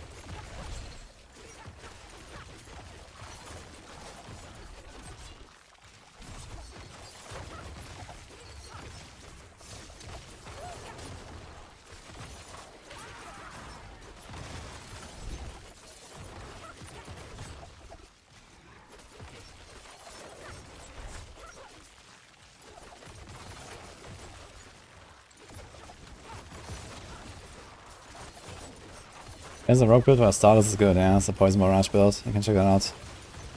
It's not in a build command anymore, but it's on Discord and I made a video like a week ago.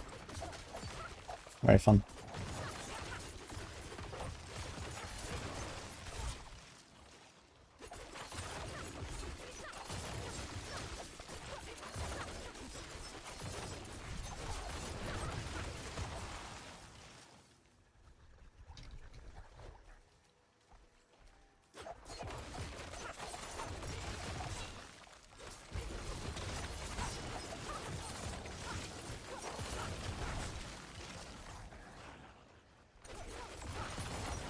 Where do you find the wings? It's in the wardrobe, I think. Once you purchase.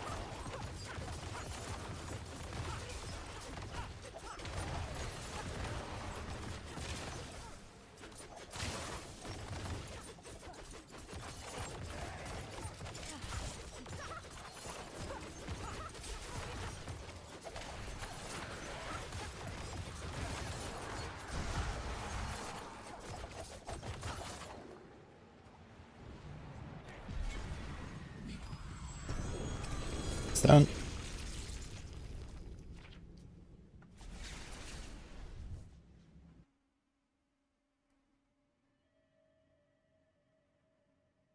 So I'll make a cat blood surge build.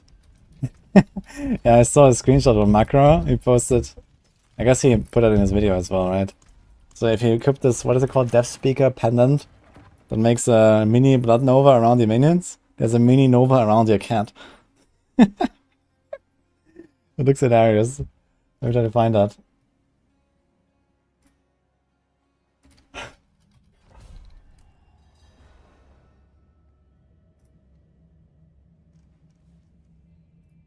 Yeah, watch out. Look, there's a pet with a mini nova. Looks so cute.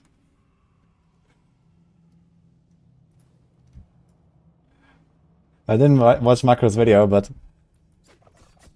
it's funny, man.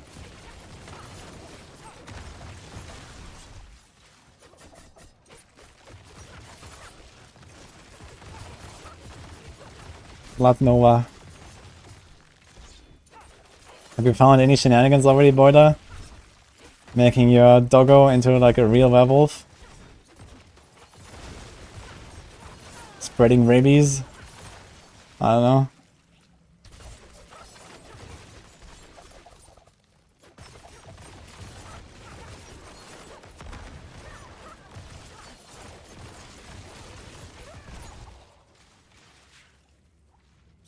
Yeah, it does count towards Shepherd's aspect. It counts as a minion for like anything that says minion, basically, yeah? Or companion. Apparently it's the same thing. Didn't we have exactly the same thing with the Seneschal when it came out? I think so, right? It was exactly the same shit. Dude, watch the expansion release, it's gonna be exactly the same again when the Mercenaries come out. Like, guaranteed, man. The Mercenary is a pet. And one of them definitely looks like it could be. So, I guess...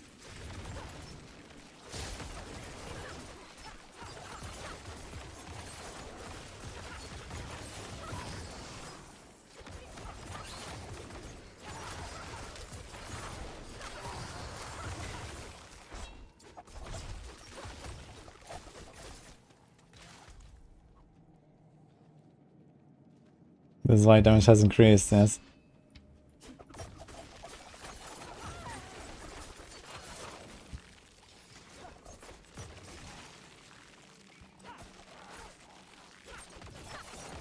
Not sure how the Blizzard can add a holy class if they care about the lore. I mean...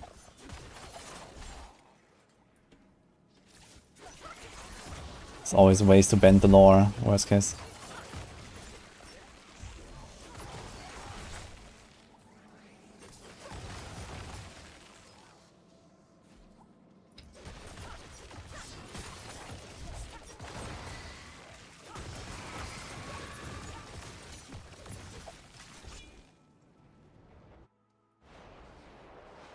Some point I have a holy class right now. Why not?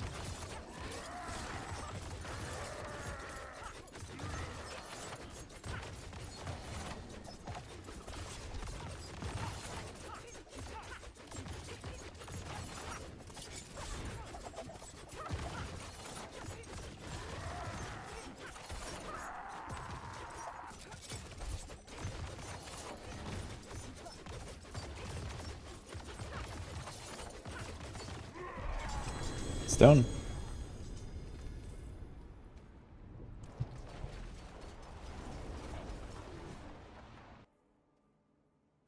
They were all wiped out. Has been here on the rise of the ashes.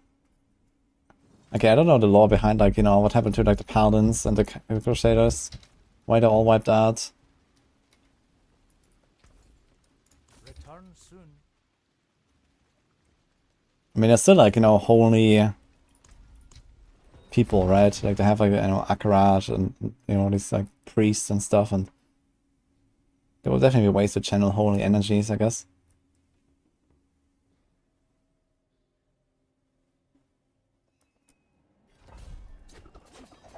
The enemies, the pet was charged to enemies like a construct.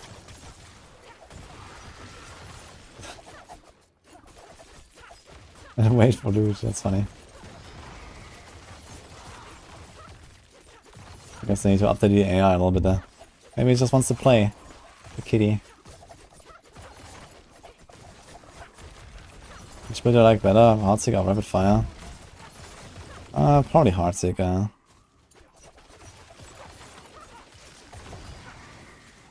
But I think next season we're gonna do some Rapid Fire action a bit more than this season. Especially because it's likely that Heartseeker is not gonna be the best build anymore next season anyway. So there should be Rapid Fire then, unless something new comes.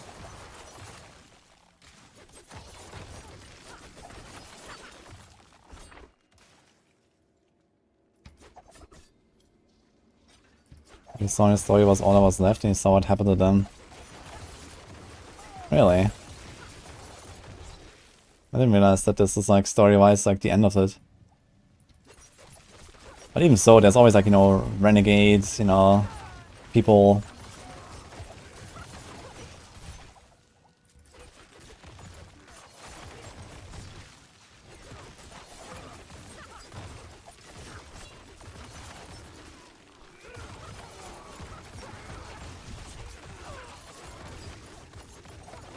I mean, you see, for example, the knights, like the enemies.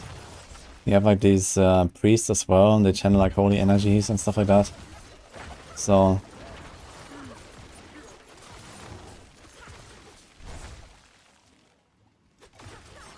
why can you push? I heard of 123 has been done with this build. You get chilling here, so pretty sure I could also push towards 120 even hardcore when I go try. I'll do that eventually, I guess.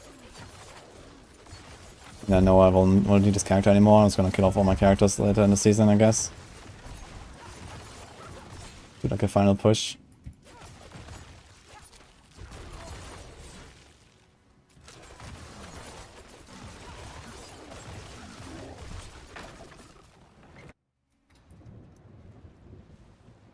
It's crit damage instead of max health on gloves good for incinerate. If you don't mind being more squishy and having a bit more damage, then yeah, I guess. But on Incinerate you kind of want to be tanky. Although that has relaxed a little bit now, I suppose, with this patch. I'm not sure how much it has relaxed though. But these bosses seem to do less damage now.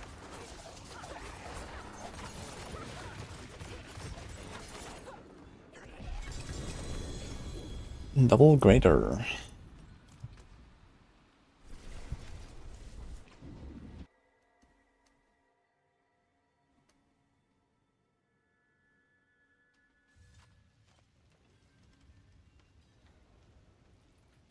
Will be another leaderboard? Maybe we're gonna do another one. For now, we're just waiting for the mid-season update, and we'll see if, like, you know, anything significantly changes or anything like that. I mean, the leaderboard will not really evolve much from my perspective right now. But yeah, it would be cool. Maybe, like, you know, maybe like, you know, second to last week of the season or something. I'm gonna allow people to, like, upload their clears again for like a few days or so. Make it shorter. Just like, you know, let everyone do one final push. Maybe without prices. Should probably be more manageable then as well. Maybe set like a higher minimum level. Let's say we say like, okay, minimum tier 100 or something like that. So we don't have like that much moderator work and stuff.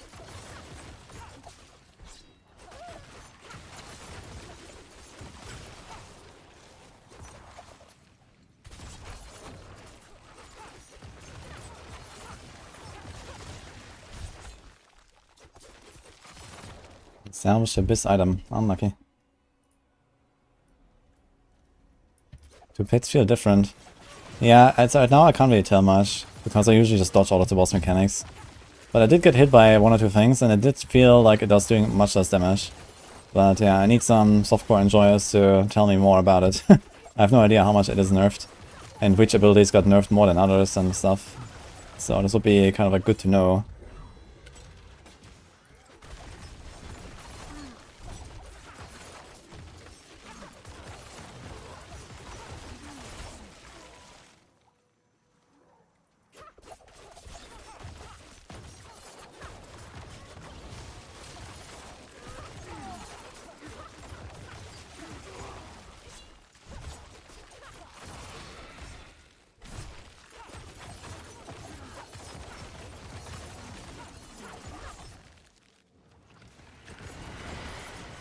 Hello, Luna.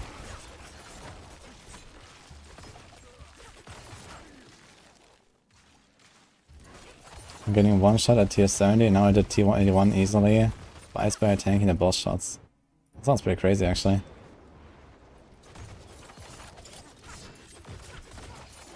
It's crazy, it took them like 3 weeks to nerf the pit. That wasn't very long, turns out.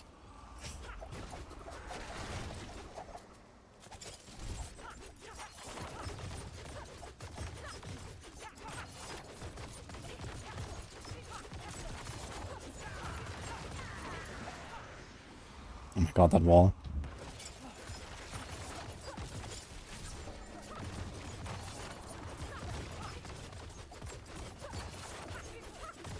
$200 when... I mean, the pit boss damage nerf doesn't really make us push higher. Because those people that pushed high, you know, already capped out pretty much. You know, like, it's more about nerfing the HP of the monsters if you want to get to 200. And the thing is, I don't want to get to 200. I don't want anyone to get to 200, so it's good that it's an infinite system. And okay, maybe people are going to push like 1 or 2 tiers higher now because they can go more YOLO on the boss fights and maybe even like reduce their toughness and get a bit more damage or something. Realistically, like people that were already pushing to the maximum are tanky enough to kind of like survive shit, because else they wouldn't push that high anyway. But I guess it does make it a bit more consistent as well, so you know, people might have just straight up failed some runs because of a death that now would no longer occur because of the nerfs. Because we had only like, you know, a very limited time for people to actually do their pushes, you know, we only gave the first 2.5 weeks. This included all the gearing and leveling and everything. So there was not an infinite amount of time to do attempts and get like the perfect run basically. So people definitely could have gone a bit higher. And especially now that it's easier, people will go higher more consistently. But yeah, I guess ultimately we're not gonna see like really a lot of movement on the leaderboard. So maybe another 1, 2, 3, I don't know, maybe 5 tiers, I guess, depending on class. And that's probably it. But yeah, I mean, you know, like another 2 months from now, people are gonna have like much more optimized gear and so on as well, so that definitely helps as well. We're gonna have like everything masterwork to perfection, double, triple greater affixes everywhere, the right stats everywhere, the right breakpoints of everything. They have learned to play the game better, and so on. So that is obviously also contributing.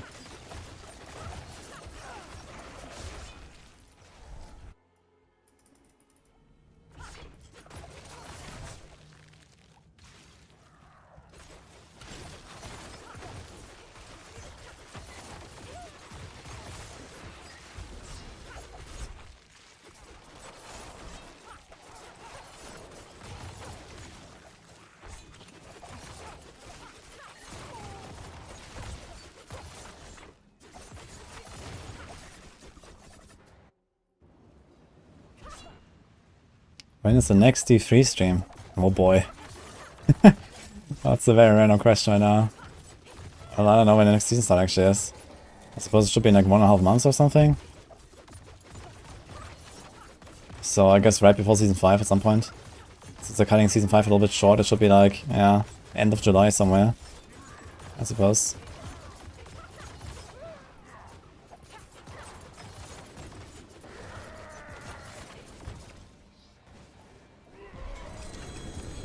Stone?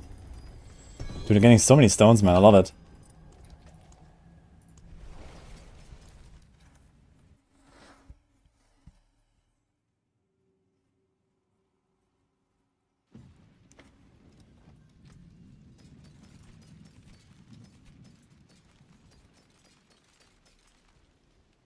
Oh.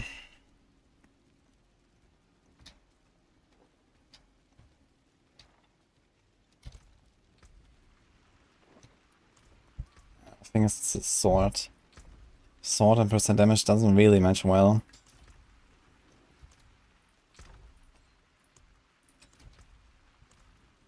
The finest equitable transaction.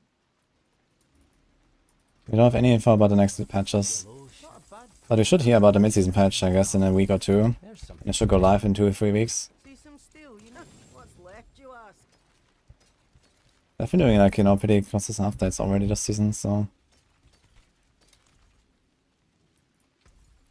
Fine indeed.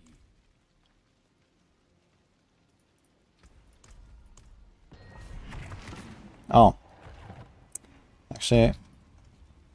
short break time.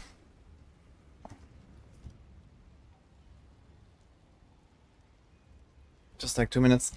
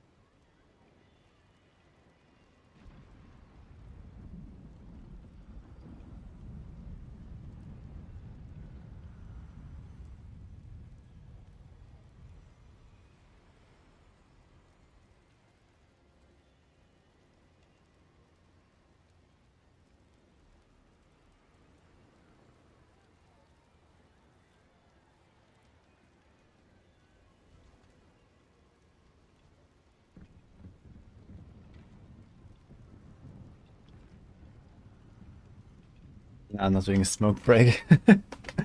I'm not a smoker. every hit of puncture have a separate lucky hit chance? Yes, actually. 50 pit, 101 runs, you got 0 Stygians? That sounds almost unbelievable, actually.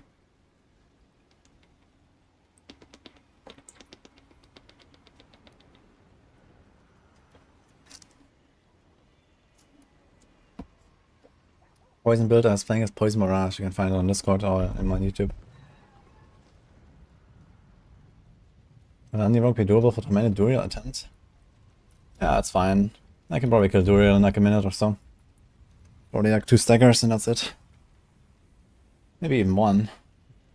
To get a good duke. The devil's lettuce. So 200 an arbitrary cap? We don't know because we have no idea about the numbers. I would imagine that they have the technology to go higher these days, but we don't need it because, you know, the pit 200 is so far away from what people can do right now. You know, it's like thousands of times harder or something than, you know, the highest clears we have right now, so we're kind of good. Any Elden Ring? Elden Ring is in 2 weeks. But now, it's once human time. So let's do that, guys. So it's like an instant new game. Demo is for free. We're gonna do a hashtag sponsored little stream here. And then we go back to D4 later. Because it's still quite early. I don't wanna end the stream after that. We have our D4-man speedrun. And we're gonna team up with Soap God. You guys might know him from my chat.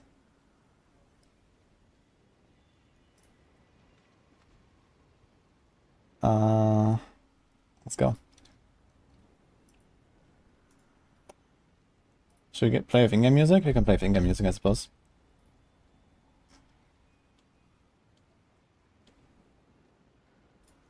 I need to alter my title and stuff, so 1 second.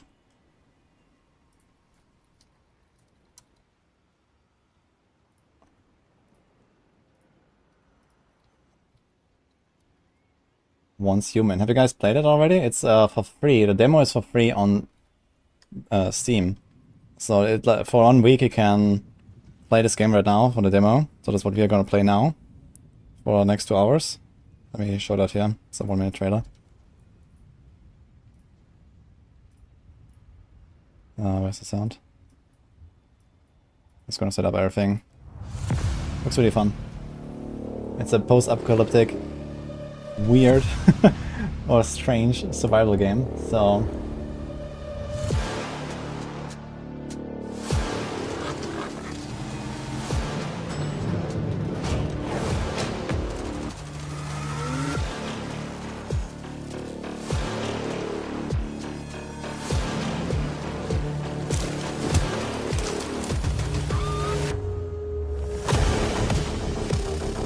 that's really cool.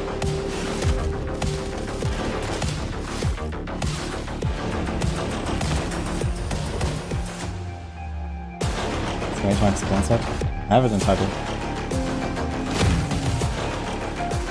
Daisy Arrival Aliens. Something like that, I guess. Oh, I have the menu of music, I think, in the background. Can you hear the music? I think I set up the sound earlier. So yeah, this is the Steam page, type !once human if you want to check it out. Again, you can download the demo right now for free. I'll link that in the YouTube chat as well. You played it, has potential. Okay. Yeah, I heard there was like also some beta going and stuff. Okay, you do hear the music, right? Okay. It's a bit loud probably. Let me check that. Go on those a bit. Is that fine? Maybe put it to like 25. Okay, let's try to call Soap. We're gonna team up with Soap. Let's do it. He's already played this as well, so he can hopefully help me with it.